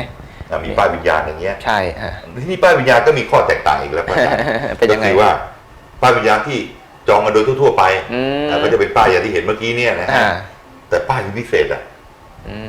ป้ายพิเศษเป็นป้ายอะไรป้ายครอบครัวใหญ่ ป้ายครอบครัวใหญ่ บางคนมีชาติตระกูลครอบครัวใหญ่ อืม โอ้ยแบบมโหฬารเลย ใช่บางคน ทำระบบโต๊ะเลี้ยงจะไม่พอนะ บางคนอยากจะนำครอบครัว เช่น ครอบครัวเยอะ ครับ วงตระกูลเยอะ ครับ นะครับ อยากจะเป็นเจ้าภาพทั้งโต๊ะจีนเลย โอ้โหโต๊ะใหญ่นะ โต๊ะใหญ่ฮะโต๊ะจีนเลย โอ้โหอาหารนี่เรียกว่าสั่งตรงมาจากภัตตาคารทุ่งกี่เลยนะ ใช่อาหารเต็มโต๊ะนะอาหารเต็มโต๊ะแล้วก็พาญาติเข้ามา ครับ มากราบแล้วก็มาถวาย ถวาย มาเส้นไหว้ ครับ นะครับ ก็อันนี้อาจจะสะดวกมากขึ้น อืม แต่ถ้าถามว่าโต๊ะรวมเนี่ย ครับ ถ้าท่านอยากจะทำเป็นโต๊ะรวมก็ได้ โต๊ะรวมก็ได้ โต๊ะรวมก็ได้ จะ จะทำ ทำเป็นเดียวเป็นส่วนตัวก็ได้ เป็นส่วนตัวก็ได้ อืม สนุนการทำบุญเนี่ยหรือว่าอะไรต่างๆเหล่านี้นะครับ อืม ก็แตกต่างกันไปเพ ใช่ ราะว่าบางทีการจัดเตรียมอะไรต่างๆเหล่านี้ อืม ถ้าเราจัดเองเนี่ยโอ้โหชุลมุนน่าดู ใช่ ถ้าไปจัดเองนี่ส่วนตัวนี่ชุลมุน จัด นะ เองถามว่า อืม ผู้มีพระคุณของเรา ครับ เช่นอากงอาม่าหรือว่า ครับ พ่อแม่ของเราเนี่ยเสียชีวิตเนี่ย ครับ ถ้าเราไปนิมนต์พระมาประกอบพิธีกงเต็กให้เนี่ย โอ้โหเรื่องใหญ่ โอ้โหเรื่องใหญ่เหมือนกันนะ เรื่องใหญ่ งบประมาณในการนิมนต์พระในแล้วบางทีเนี่ยพระมหายานเนี่ยก็น้อยด้วย ใช่ แต่การจะนิมนต์ท่านเนี่ยบางทีท่านไม่ว่างอย่างนี้ อืม นะครับแล้วก็ทางวัดธรรมปัญญารามบางม่วงของเราเนี่ยจัดทุกปี ครับ นะอยากจะเพราะว่าบางคนเนี่ยก็เคยทำ ครับ ก็เคยทำมาทุกปี อ๋อคนที่เคยลงทะเบียนเก่าอะนะ ใช่เคยลงทะเบียนมาทุกปี ครับ พอถึงวันเนี่ยโยมก็บอกว่าให้โทรศัพท์ไปเตือนด้วยแต่ว่าวัดของเราเนี่ยมีงานวันไหน บอกไม่ทัน บอกไม่ทันพอบอก ไม่ มา ทันเจ้าหน้าที่ไม่พอ ใช่พอโทรไปบอกแล้วเนี่ยตอนนี้เนี่ยเข้า 400-500 ป้ายแล้ว โอ้โหเราจะ อ่า เราจำกัดซะด้วยสิ ใช่ จำกัดซะด้วย ก็คือรับไม่เกิน 700 ป้าย โอ้ยแล้วตอนนี้ไปก็ไปกี่ร้อยแล้วล่ะ ก็น่าจะประมาณ เกือบจะ500แล้วนะ 500 ใช่ ก็ลำบากแล้ว ตอนนี้ญาติโยมที่รับฟังรับชมอยู่ทางสถานีวิทยุโทรทัศน์ DDTV ครับ จองได้เลย จองได้เลย จองยังไงจองก็เบอร์ตามที่ขึ้นหน้าจอเนี่ยนะท่านก็ยกโทรศัพท์ขึ้นมาถ่ายรูปเลย ใช่ นะครับนะ เบ เพราะฉะ อ นั้น ร์ ก็ เดี๋ยวจดเบอร์ได้เลย จดเบอร์ได้จดเบอร์ไว้ เนี่ย ะค เบอร์ที่ขึ้นหน้าจอ เอาเบอร์ที่วัดเลยดีกว่านะ เบอร์ที่วัด เบอร์นี้นะฮะ เบอร์เนี่ย177 085 177 9169 9169 แล้วก็อีกเบอร์หนึ่งนะฮะ085 085 303 303 6788 6788 แล้วสองเบอร์เนี้ยมันเป็นเบอร์ ID Line ด้วย เป็นเบอร์ ID Line ด้วยใช่ ใช้เบอร์นี้ทำ ID Line เลย แล้วบางคนกลัวว่าอืม ถ้าโทรศัพท์ไปแล้วเนี่ย กลัวว่าคนรับจะจดชื่อผิดทำยังไง ทำไงดี นี่มี วิธีแก้ แฟก ไข มีแฟกด้วย มีแฟกซ์ส่งแฟก มี ซ์ แฟกซ์ มีแฟกซ์ส่งแฟกซ์ ส่งแฟกซ์มาที่ 034 034 979 979 292 292 นี่ก็เป็นเบอร์แฟกซ์ของทางวัด แล้ว เบอร์ ก็อาจจะพิมพ์หรือว่าเขียนด้วยลายมือของเราเอง เพื่อไม่ให้ชื่อผิดเพี้ยน ใช่จะบอกบางคนชื่อจีน บุคคลชื่อ ชื่ จี อน จีน โอ้เขียนชื่อผิดสะกดผิด สะกดผิด ไปกันใหญ่เลย ใช่ จะเชิญวิญญาณแล้ววิญญาณมาเข้าไม่ได้บอกเข้าไม่ได้อุ๊ยชื่อคนละชื่อกัน อุทิศ ไปกัน ให้ ญ่ อุทิศให้ผิดชื่อ ใช่ อ่า หรืออุทิศจะผิดคนเนาะ อืม นะเพราะฉะนั้นเอาให้แม่น ใช่ บางคนนี่ฉลาดนะครับพิมพ์มาเลย พิมพ์มาเลยแล้วก็แฟกซ์มา อ่า แล้วก็ตอนนี้เนี่ยทันสมัย ทันสมัย ทำยังไงถึงจะส่งรายชื่อมาโดยไม่ต้องแฟกซ์ ทำไง ก็มี Facebook ของวัดธรรมปัญญารามบางม่วง มีเฟซอีกต่างหากอ้าว ใช่ เฟซชื่อหน้าเฟซไว้ยังไงไม่มี เฟซก็คือพิมพ์คำว่าวัดธรรมปัญญารามบางม่วง ตรงตัวเลยนะ ใช่วัดธรรมปัญญาราม วั บา ด ง ธรร ม่วง ปัญญารามบางม่วง ใช่ ถ้าพิมพ์เข้าไปก็จะเข้าไปในเพจตัวนี้ได้เลย เพจแล้วก็ส่ง ส่ง พิมพ์รายชื่อผู้ที่เสียชีวิตบรรพบุรุษบรรพชนของเรา ครับ พิมพ์มาที่เฟซบุ๊กของวัดธรรมปัญญารามบางม่วงก็ได้ ก็ได้เราก็ ใช่ เช็คในนั้นได้เหมือน มี กัน เจ้าหน้าที่ช่วยเช็คช่วยดูแลให้อีกทีหนึ่ง ครับครับ อืม นี่แหละครับแหมมันง่ายทุกเรื่อง ง่าย ดู ง่าย นี่ นี่วัดธรรมปัญญารามบางม่วง เอาดูนะ นี่เฟซนี้ ด้าน เนี่ นี้ ยเฟซวัดธรรมปัญญารามบางม่วง อยากจะดูข้อมูลอะไรต่าง ใช่ ๆนะครับของทางวัดมีให้ดูหมดเลย มีฮะมี นะครับมีให้ นะครับ ให้ดูแบบนี้ อ่า นะครับสะดวกสบายนะฮะเดี๋ยวนี้ ใช่ ช่องทางการสื่อสารกับทางวัดเนี่ยได้หมด อืม นี่เราพอเอาวิทยุเนี่ยนะอ่านอยู่นะเห็นไหม ก็ออกอากาศ จริงๆนะครับเวลาออก แล้วก็อีกเฟซหนึ่งก็คือเสียงธรรมจากมหายาน เฟซนี้ก็ใช้ได้นะ ใช่ บอกเขาเราทำเสียงธรรม เสียงธรรมจากมหายาน อันนี้กระดาษมี2เฟซนะฮะ สองเฟซ พิมพ์คำนี้ก็ได้แล้วก็จะมีรายละเอียดเหมือนกัน ถูก ขึ้น ต้อง หน้านี้ได้เหมือนกันนะครับสองอันนี้นะครับ อืม อ่ะ ก็ทำให้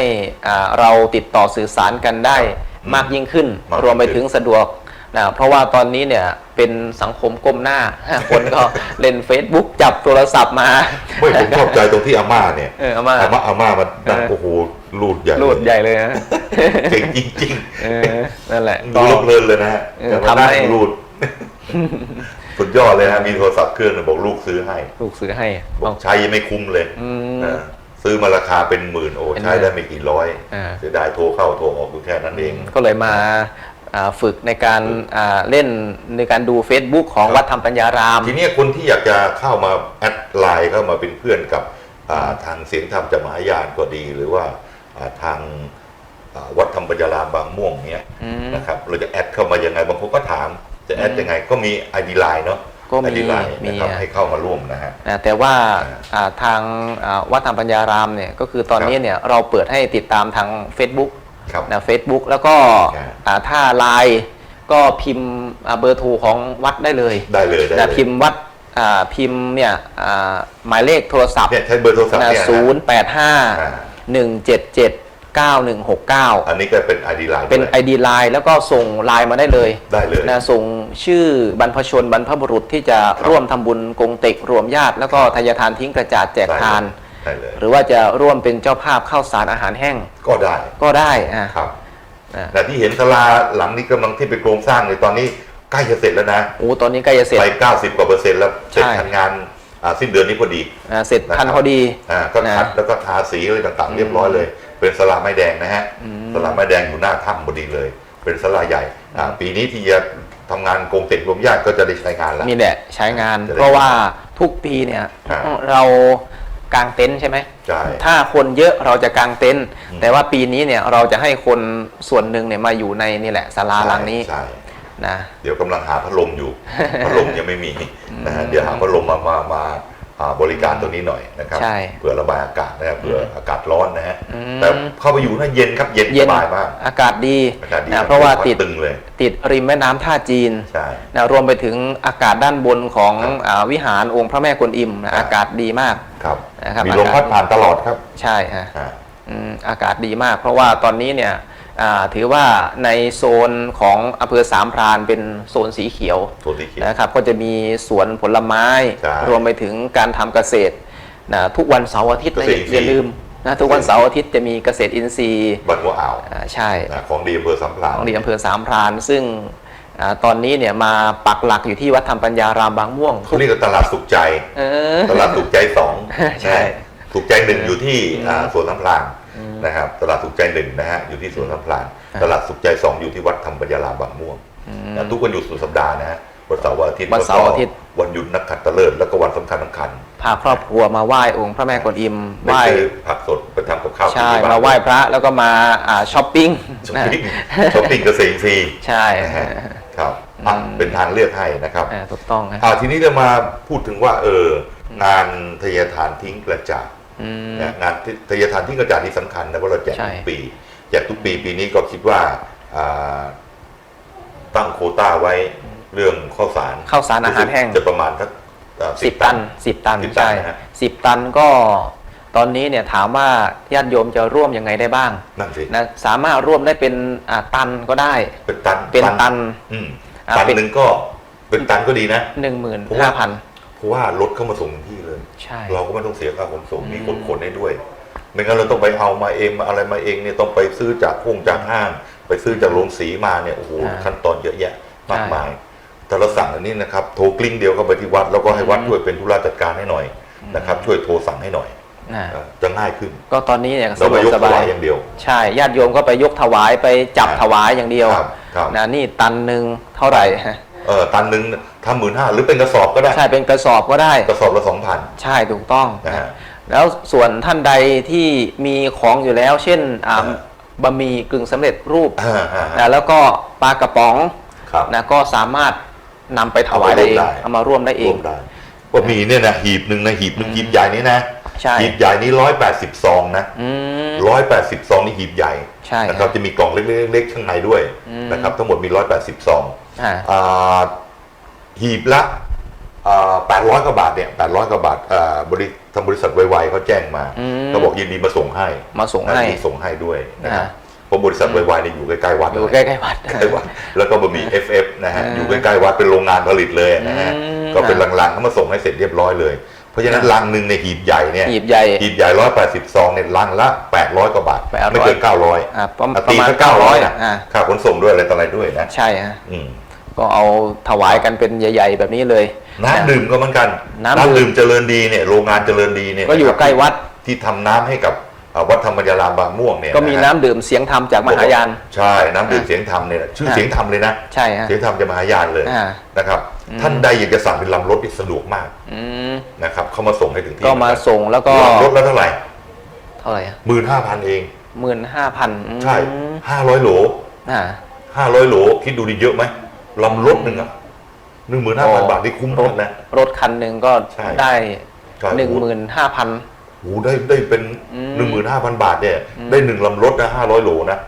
คุ้มมากเลยนะครับเพราะฉะนั้นก็เข้ามาขนส่งให้เสร็จจัดวางอะไรเสร็จเรียบร้อยเพราะฉะนั้นเนี่ยไอกองทุนตัวนี้ก็จะมาตั้งกองไว้ที่วิหารแล้วก็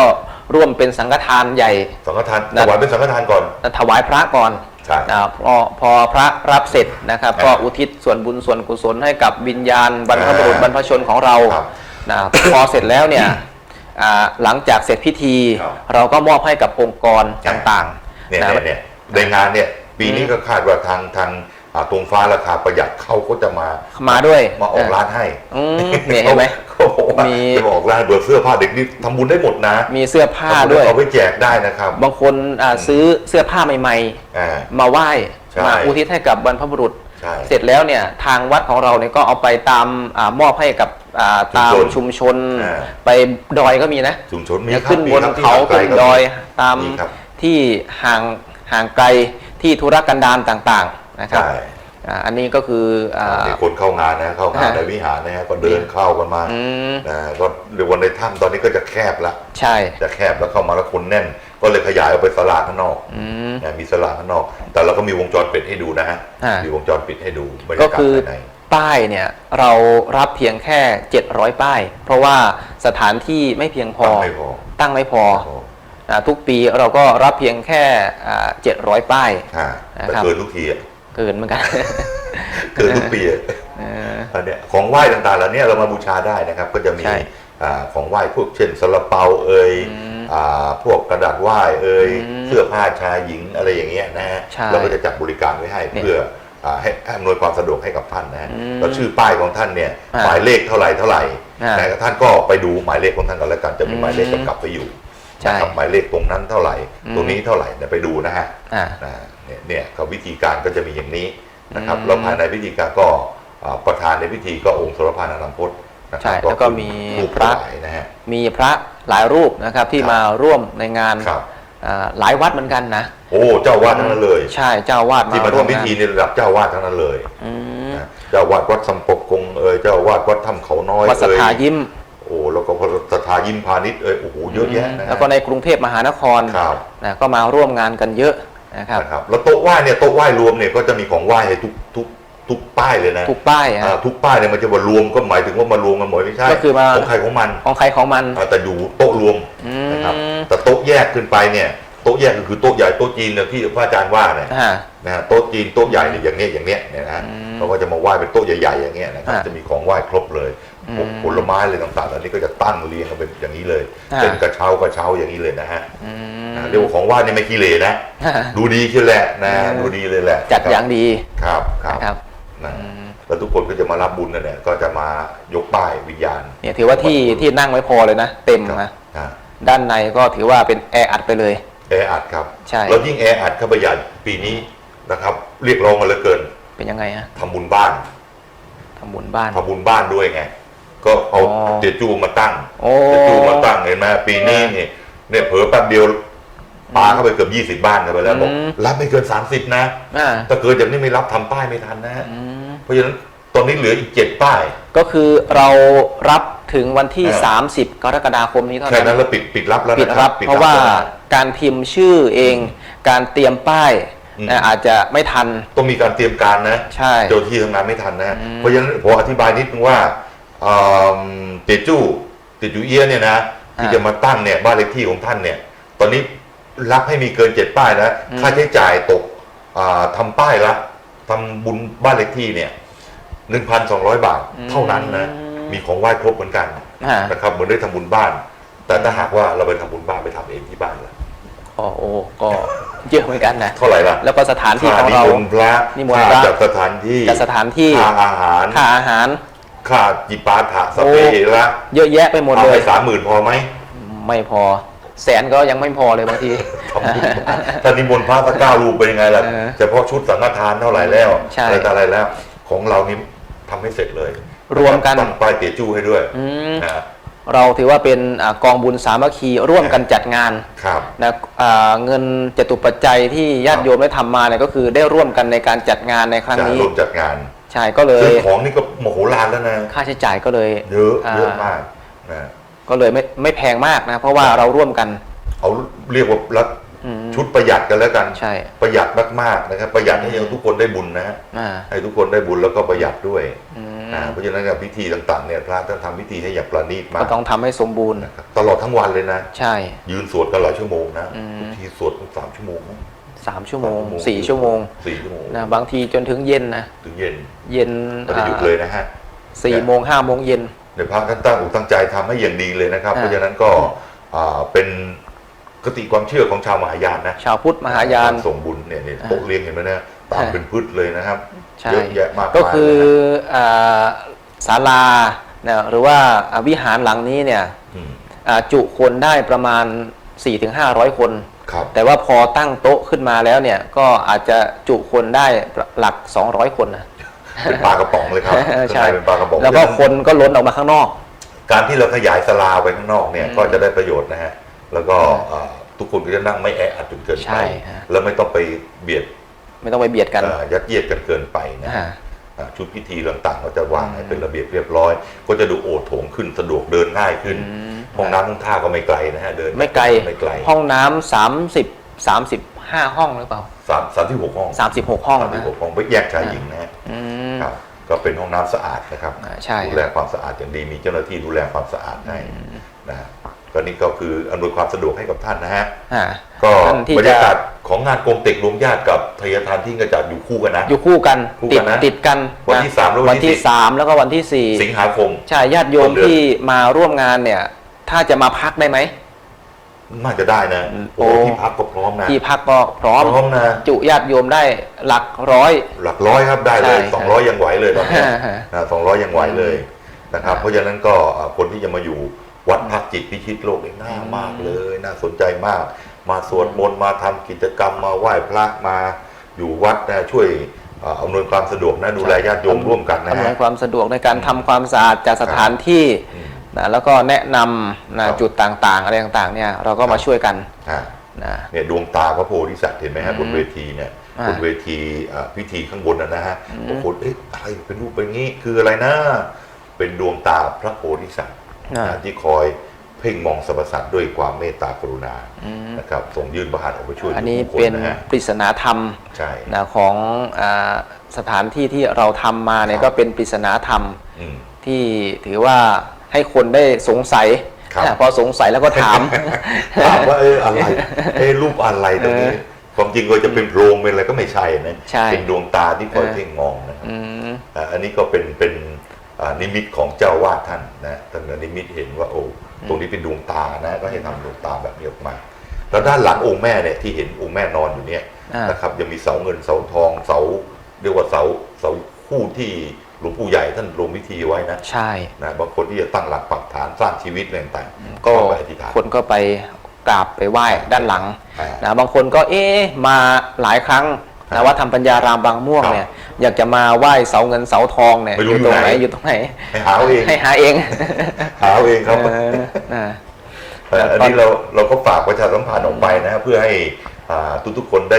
ได้รู้ว่าในวัดเรามีอะไรบ้างนะนอกจากจะมีหลวงพ่อพระยุไรไพศาลซึ่งเป็นพระเงินที่องค์ใหญ่ที่สุดองค์เหยียดซื้อพวกที่หล่อด้วยเนื้อเงินยวงนะ ใช่ องค์ใหญ่ที่สุดแล้ว แล้วก็ยังมีพระแม่กวนอิมด้วย ครับ นะ พระพักตร์ทองค ถือว่าเป็นถือว่าเป็นพระประธานทั้งสององค์ ใช่ ที่คู่บารมี ใช่ แห่งลุ่มแม่น้ำท่าจีน ำประธานฝ่ายพุทธจักรกับประธานฝ่ายอะไรเขาเรียกอะไรเป็ เป็น นทั้งพระพุทธเจ้าและพระโพธิสัตว์ พระโพธิสัตว์นะฮะต้องสองทางเลยนะฮะ ใช่ ต้องฝ่ายพระและก็คารวะนะฮะเพราะฉะนั้นก็ไปร่วมงานกันให้ได้นะใครสนใจติดต่อสอบถามได้นะฮะมีเบอร์โทรศัพท์ติดต่อที่ขึ้นหน้าจอตัวนี้ใช้ได้หมดเลย ก็คือ นะครับ หมายเลขโทรศัพท์นี้เนี่ยสามารถโทรมาได้ในช่วงกลางวันก็คือ9โมงเช้าถึง6โมงเย็น ครับ นะ9โมงเช้าถึง6โมงเย็นสามารถโทร ครั มา บ ช่วงกลางวันเท่านั้น พอหลังจาก6โมงเย็นไปแล้วเป็น OT แล้วฮะเด็ก ใช่ ๆก็จะมานั่ง พัก อะไรพับกระดาษบ้าง ไปทำภูเขาเงินภูเขาทองบ้างบางคนกว่าจะกลับเนี่ย ฮะ ทำมือดึกดื่นนะบางทีกลับบ้านไม่ทันนะ อืม นอนวัดก็มี ใช่ นะฮะบางคนไปแบบทำจนดึกดื่นกว่าจะเสร็จงานเนี่ยตอนเนี้ยภูเขาเงินภูเขาทองตอนนี้ก็เอามาตั้งแล้ว แล้วก็เริ่มติดเป็นรูปเป็นร่างแล้วใครจะมาอยู่วัดช่วยพับกระดาษนะกระดาษไหว้ก็ยินดี พับกระดาษรวมไปถึงมาร่วมงาน ครับ นะถ้ามาร่วมงานในวันงานไม่ทัน ครับ นะก็ให้มาก่อนวันงาน มาก่อนก็ได้ มาก่อนแล้วก็มีสถานที่พักรวมไปถึงมีที่พักหลับนอน ครับ นะสะดวกสบาย อืม นะ แต่ถือว่าอยู่วัดเนี่ยก็ทำแบบวัดนะ ใช่ฮะ คนอยู่วัดก็ต้องทำตัวแบบวัดเพราะว่าบางที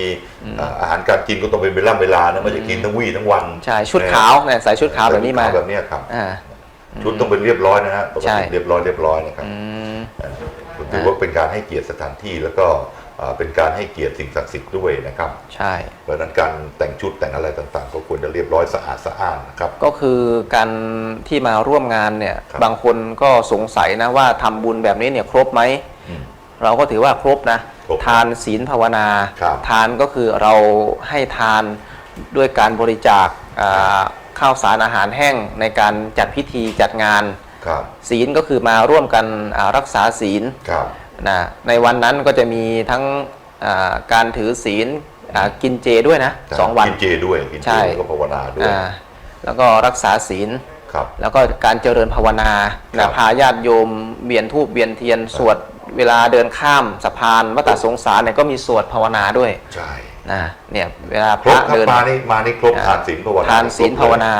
ครับ นะ ครบเลย อันนี้ก็ถือว่าร่วมงานกัน ครับ นะถือว่าธรรมเนียมประเพณีนี้เนี่ยถามว่ามีความสำคัญไหม อืม ถ้าไม่มีความสำคัญคงไม่สืบทอดมาจนถึงปัจจุบัน ก็คงหายไปกับพี่น้องชาวจีน ใช่ นะหายไปตั้งแต่อดีตแล้ว ใช่ นะแต่ทำไมถึงสืบทอดมาจนถึงปัจจุบัน ครับ นะเพราะว่าประเพณีนี้เนี่ยยังสำคัญและก็มีความสำคัญอยู่นะครับซึ่งบรรพบุรุษบรรพชนของเราเนี่ยก็ทำเป็นตัวอย่าง ครับ ซึ่งญาติโยมเองก็สงสัยนะถ้าเราไม่ทำตอนนี้เนี่ยไม่ทำให้ลูกไม่ทำให้หลานได้เห็นเนี่ย ครับ ถามว่าลูกหลานจะทำให้เราไหม โอ้จะไปรอถึงวันนั้นเนี่ยเราจะได้เห็นไหมเนี่ย ใช่นะ เพราะฉะนั้นน่ะเราทำสักวันนี้นะครับ ใช่ ทำตอนที่เราจะมีแรงเนี่ยนะฮะ มีแรงเนี่ย เพราะฉะนั้นเดี๋ยววันหนึ่งวันใดเนี่ยคนเราก็ล่วงโรยไปตามกาลและเวลานะครับ นะ เพราะฉะนั้นโอกาสอย่างนี้นะครับเราก็ทำไม่ได้มากได้มาย ใช่ ปีละครั้งเดียว ปีละ1 ครั้ง ทำเป็นการแสดงความกตัญญูให้บรรพชนของเรา อืม นะครับ ซึ่งเราก็ถือว่าคติของชาวมหายานก็ทราบกันดีอยู่แล้วว่าความกตัญญูนั้นเป็นสุดยอดนะฮะสุดยอดแห่งความเป็นของคุณธรรมอยู่แล้วนะครับ ใช่ก็คือปีนี้ก็ตรงกับวันที่3แล้วก็วันที่4สิงหาคมนะก็อย่าลืมนะเบอร์โทรศัพท์จดไว้เลย จดไว้เลยครับ จดไว้เลยโทรมา ถ่ายไว้ก็ได้ครับ ก่อนวันที่30กรกฎาคม ครับ ก็คือรายชื่อป้ายเนี่ยก็คือต้องเสร็จสมบูรณ์ ปิดรับ ปิดรับ นะปิดรับรายชื่อนะฮะ เปียรับรายชื่อ ปิดรับครับ นะเราจะเขียนกี่รายชื่อก็ได้บรรพชนของเราที่เสียชีวิต เช่น ครับ อากงอาม่าปู่ย่าตายายพ่อแม่ญาติพี่น้อง ได้หมดทั้งตระกู นะ ล ได้หมดเลยทั้งตระกูลที่เสียชีวิต เพียงแต่ว่ามีข้อแม้ว่าชื่อแรก ชื่อแรก ให้ทำบุญ500 อ่า แล้วชื่อต่อไปชื่อละ100 พอจองเสร็จแล้วเนี่ยทำบุญเสร็จแล้วเนี่ยถามว่า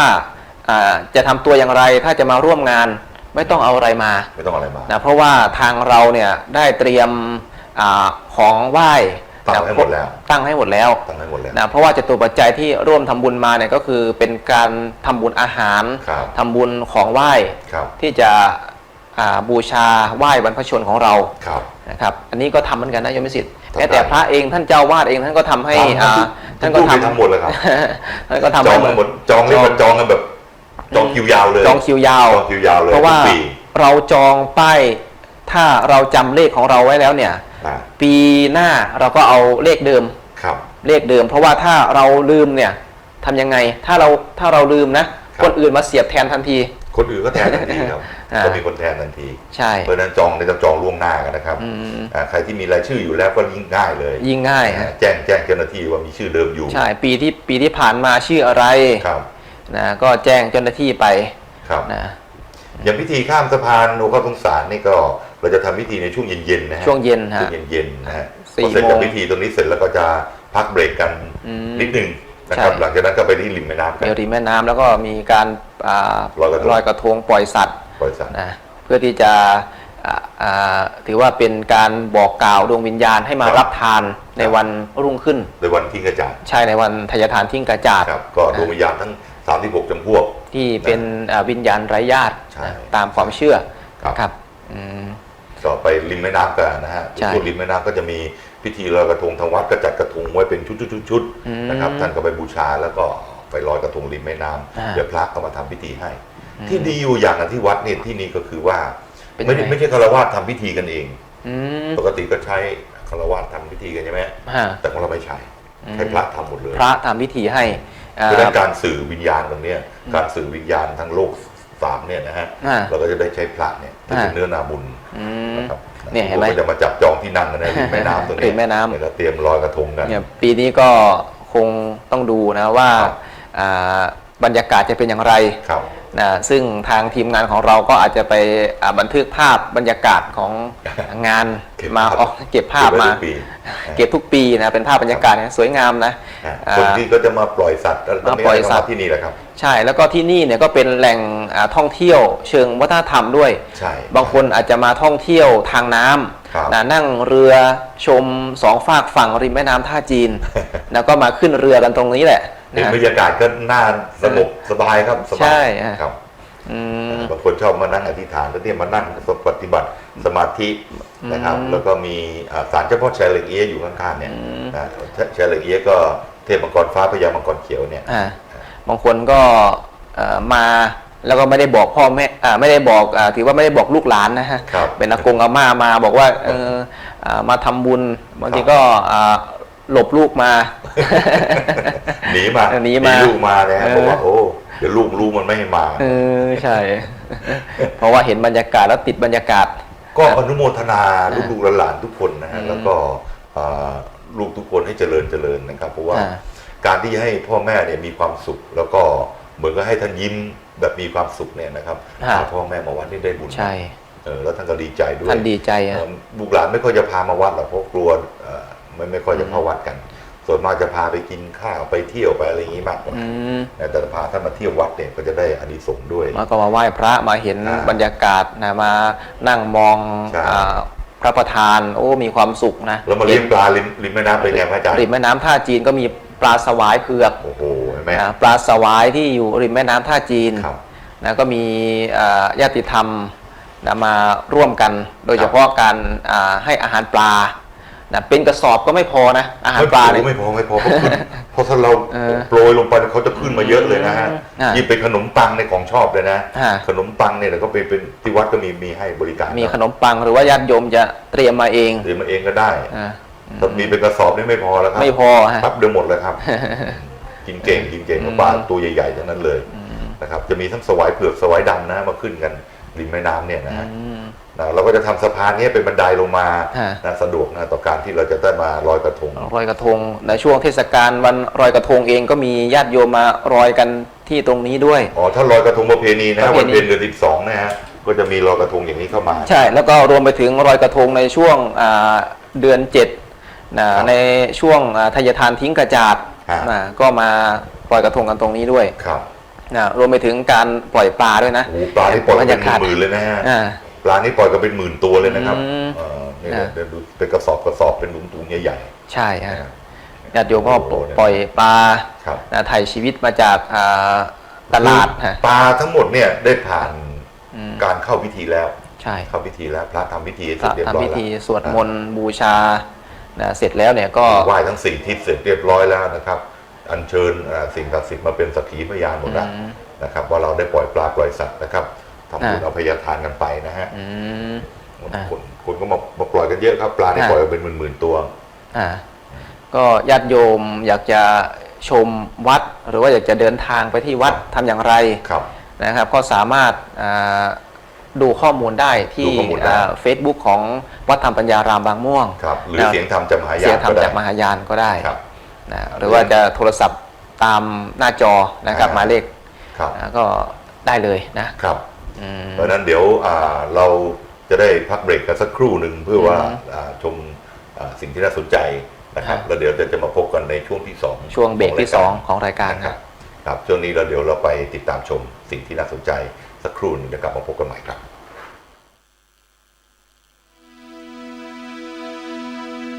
เด็กชายอาเป็นลูกของแรงงานข้ามชาติชาวมอญที่เดินทางมาทำงานในโรงงานมะพร้าวน้ำหอมย่านสามพรานจังหวัดนครปฐมกำลังช่วยพ่อแม่เก็บเศษมะพร้าวที่ถูกตัดออกอย่างขมักเขม้นแม้เขาจะไม่ใช่คนไทยแต่เด็กชายอารักและมีความสุขกับการเรียนในโรงเรียนบ้านบางม่วงแห่งนี้อาเป็นเด็กชายที่โชคดีได้รับการถูกขัดเกลาจากโรงเรียนแห่งนี้เขาเป็นเด็กคนหนึ่งที่มีผลการเรียนที่ดีและเล่นกีฬาเก่งเป็นที่ภาคภูมิใจของคนในครอบครัวดีมากเลยค่ะเขาสอนดีค่ะเขากลับมาก็ทำงานบ้านค่ะการบ้านเสร็จก็ช่วยพ่อแม่กดน้ำบ้างอะไรบ้างช่วยทุกอย่างเลยค่ะมาทำงานแล้วก็ให้ลูกเรียนอยากให้ลูกไปเรียนสูงๆค่ะแล้วก็อยากให้โรงเรียนเสร็จไวๆค่ะจะได้ไม่ต้องย้ายโรงเรียนนะคะอายังเป็นนักกีฬาของโรงเรียนโดยเฉพาะกีฬาฟุตบอลที่เขาชื่นชอบเป็นพิเศษและได้รับการอบรมจากโค้ชที่เป็นครูพละศึกษาของโรงเรียนที่นี่อย่างเอาใจใส่โรงเรียนบ้างบางม่วงอาจเป็นเพียงโรงเรียนเล็กๆที่มีนักเรียนเพียง77คนแต่ด้วยความใส่ใจของผู้บริหารโรงเรียนและความเมตตาจากผู้นำศาสนาในพื้นที่ทำให้ที่นี่ถูกพัฒนาและเตรียมพร้อมที่จะรองรับนักเรียนในอนาคตโดยเฉพาะการเตรียมสร้างอาคารใหม่เพื่อปรับปรุงสภาพโรงเรียนให้ดูน่าอยู่น่าเรียนมากขึ้นซึ่งถ้าหากว่าอาคารนี้สำเร็จนะคะก็จะทำให้นักเรียนที่ชุมชนบ้านบางม่วงค่ะก็จะเป็นนักเรียนตามเป้าหมายของกระทรวงการศึกษาก็คือเป็นนักเรียนในทศวรรษที่21ซึ่งคุณสมบัติของนักเรียนในทศวรรษที่21สิ่งสำคัญเลยในช่วงนี้เลยก็คือเรื่องของภาษาและวัฒนธรรมและก็เรื่องของเทคโนโลยีถ้าหากว่าในชุมชนนี้ได้อาคารดังนี้ซึ่งกำลังก่อสร้างยังไม่แล้วเสร็จดีเพราะว่าน่าจะประสบปัญหาในเรื่องของเศรษฐกิจไประยะหนึ่งนะคะถ้าหากว่าเสร็จจะทำให้ความเท่าเทียมกันในเรื่องของการศึกษาระหว่างเมืองกับชนบทมีความแตกต่างกันน้อยลงในส่วนนี้ทางอาตมาภาพเองในฐานะเป็นวัดเนี่ยก็มองเห็นแล้วว่าเป็นเรื่องสำคัญที่ควรจะเข้าไปช่วยเพราะว่าการที่จะเป็นผู้นำสร้างของที่เป็นชิ้นเป็นอันนี้จะต้องมีผู้นำบุญต้องมีจุดศูนย์รวมแห่งจิตใจก็เลยได้น้อมนำบารมีของพระพุทธองค์ทางศาสนาเข้าไปเป็นศูนย์รวมศรัทธาให้ญาติโยมทั้งหลายได้มาพัฒนาเพื่อให้เกิดโอกาสที่ดีๆกับเยาวชนที่ขาดโอกาสบ้านบางม่วงไม่ได้เป็นเพียงแค่โรงเรียนแต่ยังเป็นทุกอย่างให้กับเด็กๆเป็นความคาดหวังของผู้ปกครองที่หวังให้โรงเรียนเล็กๆแห่งนี้สร้างลูกๆของพวกเขาให้เติบโตขึ้นมาเป็นคนมีคุณภาพและเอาตัวรอดได้ในสังคม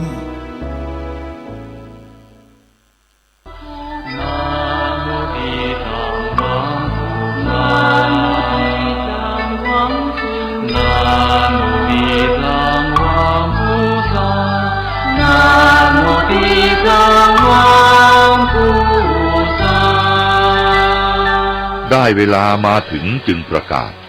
ใครมีญาติร่วมบุญใหญ่ได้ไหมหนอที่วัดธรรมปัญญารามงามละออมีแม่พ่อมาขอไหว้ได้บุญดีวันที่3 สิงหาจะมาถึงเป็นวันซึ่งญาติได้จากหนีวันกงเต็กรวมญาติศาสตร์ทุกปีส่งกุศลบุญนี้ให้ญาติไปทั้งตระกูลฝ่ายพ่อและฝ่ายแม่ไม่ท้อแท้ทำส่งสงถวายพระธรรมช่วยเราด้วยช่วยอวยชัยมีของมาเส้นไหว้ให้ทุกปีเชิญลงชื่อพ่อแม่และญาติมิตรที่สถิตคิดถึงซึ่งสุขีลูกหลานคอยส่งบุญเสริมเพิ่มบารมีให้เจริญผ่านวิถีการเวลากตัญญูอยู่คู่กับฟ้าดินย่อมไม่สิ้นสินทรัพย์นับพรรษาเจริญรุ่งมุ่งมั่นกตัญญูตาปรารถนาสิ่งใดให้เจริญวันที่4 สิงหาก็มาด้วยทำบุญช่วยผู้ไร้ญาติชาติสรรเสริญเป็นกุศลยิ่งใหญ่ไม่ต้องเชิญมีแต่เดินเข้ามาหาบุญธรรม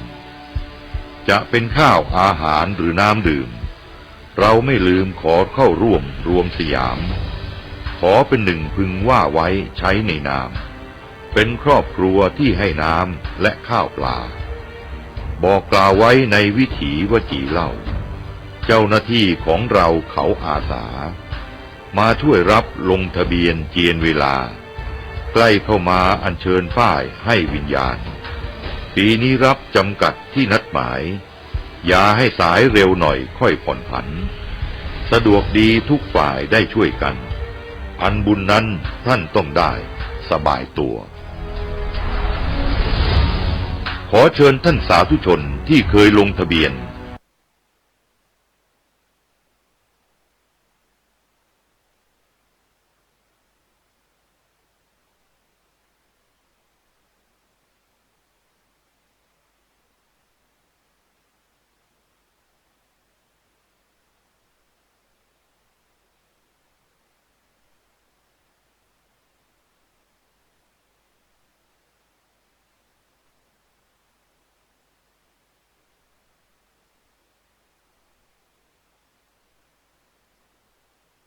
เจ้านางเดียว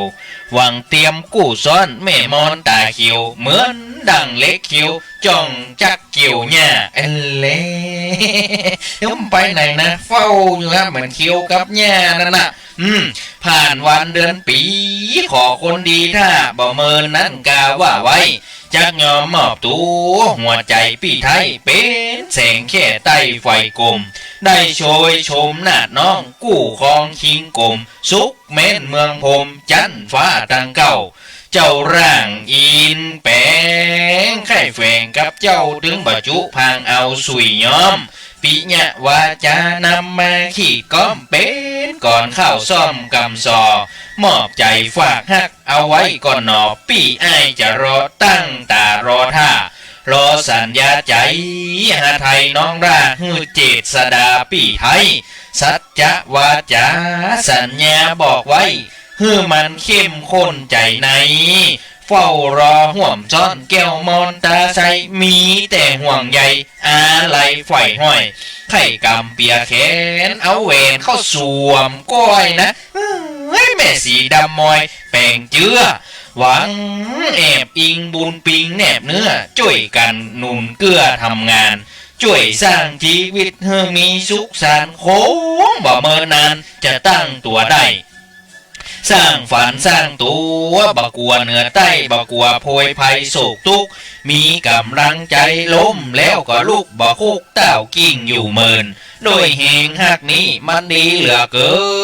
นพี่เดินน้องเดินเคียงกันว่าอันทุกยากหัวใจบ่ได้กลัวกันนะร่วมกันฝ่าฟันจูงจักมากมายปัญหาทั้งโถมโหมนักจักจูงแขนขึ้นฝ่าฟันร่วมสุขร่วมทุกข์ต่อสู้ด้วยกันคงมีสักวันสุขสันต์บ่น้อยแต่กะคงมีสักวันนะมันถึงจะสุขสันต์บ่น้อยนะ ของฮักของใจกับสายกู้ห้วยมั่นคงอย่างดอยกู้ฟ้า เหมือนเข้ากู้นาเหมือนป่าหักษาไม้ใจน้องล่าคนเดียวคนอื่นหมื่นร้อยอ้ายถึงบ่แลเหลียวถึงบ่ใจหยอกเคี้ยวนะฮือเสียวใจอันอ้ายหักตัวนายหมายใจไปมั่นเกื้อหนุนสัมพันธ์หยาดย้อยถ้าบ่มีไผหมายใจกู้ห้วยคำเจียดพี่น้อยก็ยังรอจะขอเก็บหักเอาไว้ก่อนหนอจะตั้งตารอจนแก่จนเฒ่านอนหลับก็ยังฝันได้วันกอดเจ้านะจูบสองแก้มเราหนัดน้องฮั่นกินตั้งฝันน้ำละโรนี่ เมื่อยามมืนตาปล่อยมานั่งห้องว่าน้องหายหน้าต่างใดสางมาเป็นตุกหัวอกหัวใจถ้าขาดน้องไปนี่อ้ายคงจะเป็นบ้าขอจงเอ็นดูขุนนาม่อนข้าอ้ายเจษดาจัดเจืออย่าได้เกิดไกลตัดใจห้างเหือแย้มตัวม่อนข้าเปปังถึงอ้ายจะตุกบ่มีเงินถังขอน้องอย่าจังอย่างเดียวเต้าอันกินข้าวกับเกลือล้ำเหลือลาบมันนะบะสนเงินปันหมื่นล้านความหักนะเนาะกันว่าหักมากินข้าวกับเกลือกะย่อมล้ำเหลือลาบมันถึงบะสนเงินปันหมื่นล้านนั่นก็อยู่ลืบจอกไหนอ้ายถึงบ่สะท้านนะเอาปีกปอกบ้านคืนมาอ้ายเมาหักน้องเหมือนข้องหักปลาเหมือนเข้าหักนาเหมือนหมาหักเจ้า เด้โลนี่ได้ความมากนี่นะเนาะเหมือนข้องหักป่าเหมือนเข้าหักแนวเหมือนหมาหักเจ้าแต่กะหมานั้นมันหักเจ้าเด้อเนอะบ่ได้หันหน้าวันสองวันแก่งหางนกได้โดดใส่อ่ะกลัวใจนะเก๋กลัวใจน้องเน่าน้องมาเลือกเอาปล่อยวางถึงแม่นตัวนายอยู่ป่ายงาจังจะขึ้นสิวต้องจีเอาจะขึ้นสิวต้องจีเอาอันว่าความหักนักกว่าคุณเขาอันว่าความเมาในหูสุดตีบอกได้ละเหเวโหนเหมือนคนบาปใบจะอยู่ทางใดจากนี้กูว่ามีกำแพงแข่งเปียงหัวนี้มาเกิดกันใจนาหัวมนก้นสุกรับหูเมินตาหันแต่น้องยาโคตรเดียวเต้าอันถึงบ่เลียวไผคนใดอื่นหันจวบจนจีวันหมดมิดขอเทพเทวาผู้มีเดชฤทธิ์เพื่อน้องไว้แน่มามองโดนใจน้องนั้นพอตอบสนองมันเหลียวมามองอย่าปล่อยให้ลูกขอบนบานย่อขานกราบไหว้สิ่งศักดิ์สิทธิ์ในโลกนี้หากลูกผิดกรรมขอนำกล่าวจี้เพื่อลงโทษสิ้นจีวังจะรอตัวน้องรออย่างมีหวังตอนชีวิตยังได้อยู่ร่วมห้องเป็นกู้ผัวเมียขอเคลียเกี่ยวข้องสุกสมหมายปองไฟหักปลูกดอกสาลิดมาติดต้นสาลักหักจนจบสิ้นจีวังจะรอตัวน้องรออย่างมีหวังถ้าชีวิตยังขอมีแต่เจ้าเพราะเกิดตึงแหหมายไปพ่อเฝ้ามีใจหมายเอาไฟมักเกิดตึงแหนะเจ้าจีดอกหักอยู่ไหนกะเจ้าหอมแปงเกิดถึงจาดนักบ่มีนายแหน่งกองหาแก้มแดงนี่นะ ถึงบ่มีต่ำต้อยแต่งเป็นข่าวซอม่วนงั้นถึงบ่น้อยนะฝากข่าวล่องลอยตามฟ้าฝากความเกิดถึงลอยไปถึงบ่จ้าได้อ่านข่าวค่าคำจ่ายกึดถึงจัดนักถึงบ่มีจางหายอยู่ในกานายได้หับก่อเจ้าส่งไปหานายเจ้าสายกู้เฝ้านะฮือตัวนงเยาหูไว้ว่าตัวคำใจกึดถึงแต่ใส่อ้ายนี่กองหาเจ้าคนดีกึดถึงหาน้องทุกวันเดือนปีมันง่อมหาคนดีป้อลืมกินข้าว หาว่าตัวนายยังหมายไฟเฝ้ากับตัวใจเราปี่ไทยขอจงไข่จ้าฮืออ้ายหูไว้ว่าน้องหักอ้ายอย่างใดปอบอกปี่ไทยกึดออกจากใจปากว่าจะได้ฮือใจว่าอันได้หูจักกันแม้เพียงสั้นๆในอ้ายถึงบ่มีวันลืมลบแน่ตั้งแต่อู้กันจนเรื่อนมาคบความสุขหลั่งล้นสวงตัวอ้ายนั้นบ่เคยหึงหวงบ่เคยถามทวงสิทธิ์เ พึงมีได้แหละไอ้คนใจกว้างโลนี่ด่ะเกียรติกันถึงบ่มีเกียรติไม่ถึงบ่มีเกียรติไม่เจื่อใจซ้ำไว้ยอดมิตรตั้งแต่นี้ไปถึงบ่ได้แนบชิดตัวน้องจำต้องจากลาหากง่อมเหงาเต้วายมาหาเด้ออย่าได้ลืมลาเน้งนายหายหน้าผ่านวันเดือนปีอ้ายนี่ก็ยังรอท่านะรอตัวน้องมาแนบชิดมาอยู่ห่วมกันเป็นกู้ชีวิตหายโศกเศร้าคำหนึ่งฝากอยากฝากลมปัดสัดความคิดถึงแสนล้านคำหนึ่งไปถึงตัวเจ้าฝากความห่วงหาอาทรไหลเข้าชะโรมบรรเทาจุ่มเนื้อฝากกำลังใจรอยไปเอื้อเฟื้อแตนเตี่ยวและเสื้อห่มนางอันโลฝากความคิดถึงนี่เป็นเสื้อเป็นเตี่ยวไปห่มนางนะ ว่าธรรมดาเหมือนใดปกปันห่มเนื้อบ่ฮื้อมนหมางฮื้อตัวนวลปรางถึงบ่มีหมองไม่ฝากแม่คงคาทาราเหนือใต้ธรณีในแม่พระวอนจ่วยรักษาวานเพื่อเป็นภาระไปคอยอยู่เฝ้าคนดีอ้ายนี่อยู่ไกลล้ำกลัวน้องมองขีแม่ธรณีจ่วยเรือปกป้องเจิญเทพเทวาตนที่เกี่ยวข้องได้มาคุ้มครองอวบฟักปกปักรักษาคุ้มครองอาหักปัดเป่าเคาะหายโผยภัยฝากเอาความหักถึง4 ห้องหัวใจฝากลมลอยไปหอมแก้ม2 ข้างหอมแก้ม2 ข้างเต้านี้เต้าอีก่อนแหละนายเฮยยินดีจัดหนักข้าวห่ำฟันถึงกึดตึงหาฟันถึงขนึงหานั่นเนาะฟันถึงกึดตึงหาลำเปิงหาน้องจากสืบสารล้านนาหักษาข้าวจ้อยสอกก็ยินดีจัดหนักจากพี่อ้ายเจษฎา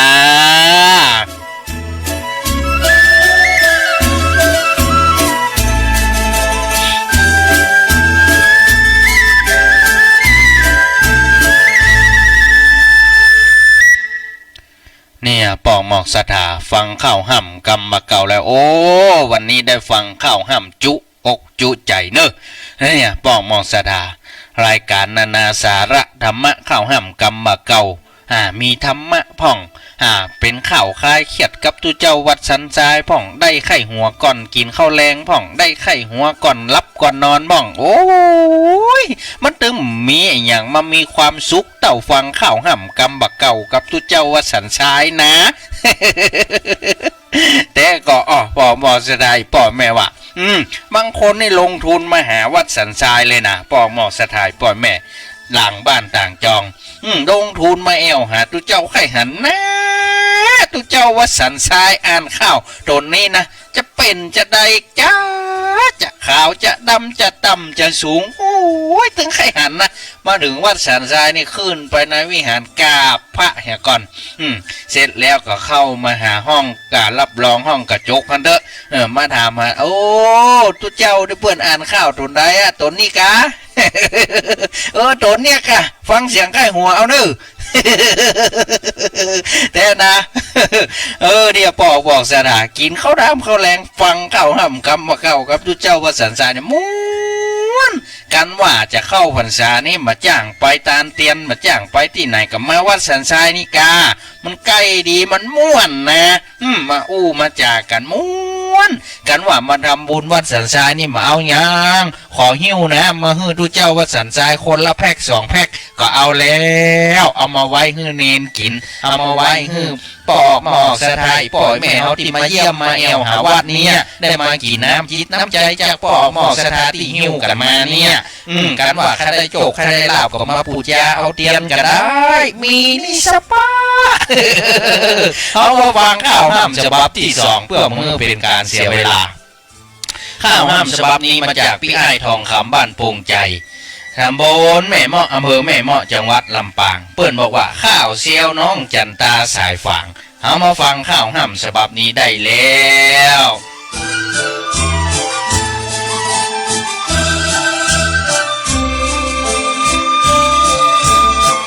เวลาวาลีล่วงเลยผ่านพ้นติดต่อส้นวาระสันหีแก กะก้อนไก่ดอกไม้เป็นจีดอกสารปีนี่บานเหลืองเต็มต้น จันตาสายฝางเจ้าแผ่เนื้อยนโอ้ยไปหลงคาลมเปิ้นยุลมหลวงหัวปีปัดวีฝุ่นปุหลังคาจ้างเปิงลุปังไม่บ่เนิ่งเครือเขาตึงบ่หวานปากลิ้มลมดันไป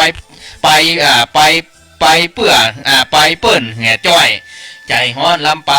แม่บัวกาบห้อยละใจมือลอยเพ้อคิดจะยับจะย่างขายป่าจะไปผูกมิตรจะไปล่าเล่นเบิดคอใจในผูกมัดเหมือนได้เจือกปอกำปากกำพอถูกมัดขาดแน่นผูกมัดขาดแน่นแม่ดวงจูจีจูมร้อนรุมเตรียมแท่งเพราะใจระแวงไฟมักเสียเงินแหนผมครับนะจวนล่องไตเดินจรหล่อนนายไปเตะหานป่าจักหมองเจ้าของละเลยเที่ยวท่องเที่ยวต่างห้องน้ำบ่น้องคอนบ่ไหลค้อนละบ้านละจองเป่าวางกำนี้แล้วนายแม่บัวกาบจันตาออกบ้านไปเลิงบดก่อนข้าวจ้อยตึงบ่ถามถึงไปหลงละเลิงกรุงเทพเมืองใต้ทองคำปงใจกึดยากจะให้หวังหาอะไรเตะตักนั่งเก่งกันแงมบอนเงินสิงวับมูยประดับแต่งย่องกาญาลืมลักลืมรถมดเสน่หาสุขสันต์วิวาคอนโดใหญ่กว้างนั่งนับใบแดงอยู่กะในบ้านนะห้องแอร์เย็นคิงสันจะลืมเปิ่นลืมฝูงตีเกยเปิ่งปะตีอยู่อากาศมัวหิมกองขายป่าเมื่อล้ำก้นจนปอท้องกำฮีกำให้ยิ่งเมินก็ยิ่งน้อยเลิกกิจการหล่องไปเมืองใต้นะถ้าหันจักดีเปี่ยมล้นเลยตัดสินใจจักไปฮื้อป้นนะเก็บครัวออกบ้านเดินยันหล่อนจะไปเตะอย่าฝังหุ่นหันอย่าฝังหุ่นหันบอกทุเจ้าสกามเพื่อออกอากาศกว้างคือแฟนข่าวสารหมดความห่วงข้องว่าจันตานางเลิกแล้วข้าวห่ำกำเครือแม่นกลืมเหี้ยวไปอยู่ต่างห้องไก่กาแฟนใหม่ของน้องห่วงนักห่วงนะบ่มีเวลามาเขียนข่าวช่วยว่าแต่ว่าดีตาจันกู้ห้อยอย่าลืมทองคำปี่น้อยได้ดิบได้ดีแม่ห่างกิวย้อยบุญกำเตรียมตุ้มนำป่าสุขสันต์มังกะแม่เฮาะแม่กาป่าตั้งนี่ต่อไปห้องเจนำหน้าได้ห้องเจละเด้อเป็นข่าวลือดังไปถึงบ้านข้าที่บ้านโป่งใจแม่เมาะเสียเมืองกรุงตันไปสอดเชาะต้องเตี้ยวว่าอันเจียงไฮ้ไปปะจวบปุ๊บแม่หน้าบุญหลายจันตาน้องนายขายป่าอยู่หั่นตาต่อตาเหมือนเกี่ยวเจียกฟันนะเหมือนเครือเข่าปันเนืองไม้จับอกจับใจจันตาน้องไทยเลยได้สู่ห้องวิวาบุญจูช่วยกำแม่กาขายป่ามันมีแต่กาสายตาสอดดันถ้ามันบ่มีนายอย่าขี้สั้นอย่าไปจืมจังปี่น้อยมันเป็นข่าวลือแม่หน้าอ่อนม้อยที่ได้กล่าวถ้อยวาจีฮืออยู่วุฒิสง่าราศีของโจกดีถูกหวยงวดหน้าอันนี้ก็ใครถูกมังกรกู้โคนะคนฟังนี่ใครถูกมังกรกู้โคนะจะได้มาให้มาหอมทุเจ้าว่าสันชายแปลงซุ้มประตูมันแล้วเนี่ยนะจุกอกสุขใจแม่ไฟเดือน5สมผาธนาที่กึดกราบขออภัยแม่แก้วสีมุกเซลการเล่นนอนายสุขสบายตึงนายและข้าก่อนแหละนายเต้านี้เต้าอีก่อนแหละนายยินดีจัดนักข้ามจะไม่จากพี่ไอ้ทองคำโป่งใจแม่เมาะลำปางข้าวเซลน้องจันตาสายฟ้ายินดีจัดหนักเนอ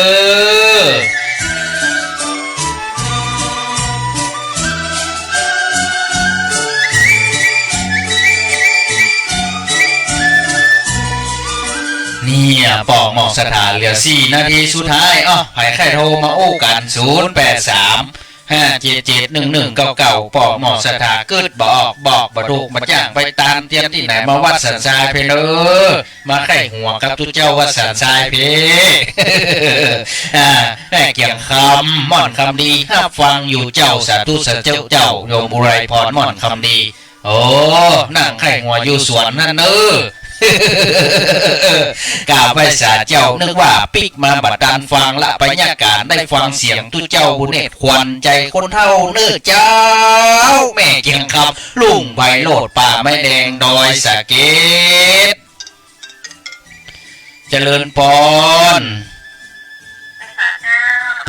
เป็นจะได้ฟังข่าววันนี้น่ะวางวันนี้ข่าวมันยาวเนาะข่าวมันยาวเหมาะดีเนาะไว้หนังไปตัวเอียงขี้ข้างไปเลยเอียงซ้ายบ้างเอียงขวาบ้างโอ้ว่าดึงม่วนนะรุ่นข่าวทุกเจ้าภาษาไทยจีเข้าแรงครับอย่างไม่ไรโอ้อันนี้ก็ขั้วจีนส้มใส่ไข่เหมือนกันนะ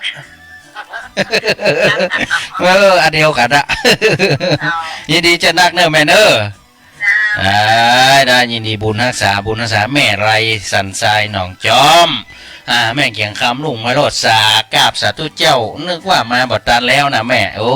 ดีกะเป็นนาบุญเฮากะมาตันโยมที่ทิศฮิติรัตเกศสุนินหงกำลังรับชมรับฟังอยู่เจ้าตอนนี้มีเสียงซ้อนอยู่เจ้าเสียงซ้อนนี่แสดงว่าเสียงสะท้อนมันสะท้อนอยู่ใกล้วัดสันทรายนี่โล โยมปลุงปันสั่งปันไว้สาดันพระครูบุญเนตรเข้าฟังครับของปลุงเอาออกวันจันทร์เนอะอาสาละฮะปูจาเข้าพรรษาเจริญปอนแม่สีนวลเป็นจะได้เข้าห้ำกรรมเก่าวันนี้ม่วนนี่ก็กินข้าวลำน้ำลงก็ได้ลุ้นยังเปิ้นก็เงียงซ้ายเงียงขวาเงียงซ้ายเงียงขวาก็ ลุ้นข้าวทุกเจ้าวันสันสายฟังไปโดยบิดขี้ข้างซ้ายบิดขี้ข้างขวาไปโดยนะ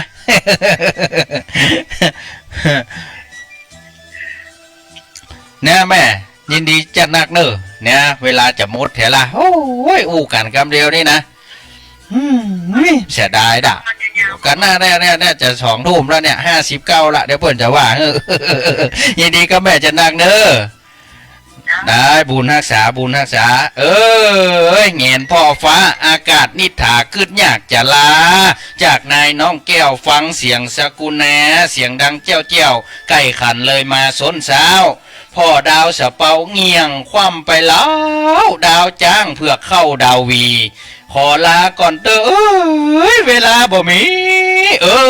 เหลียวพ่อสาลีปอลึกมึงปอลึกมงสำหรับวันนี้ก่อนจากกันกำบ่เก่าเป็นคติสอนใจนกบ่บินจะไปกำปีกมันงัวควายบ่กินหญ้าจะไปเตะเขามันลงโชคดีมีความสุขเหมือนกันทุกคนทุกท่านเด้อ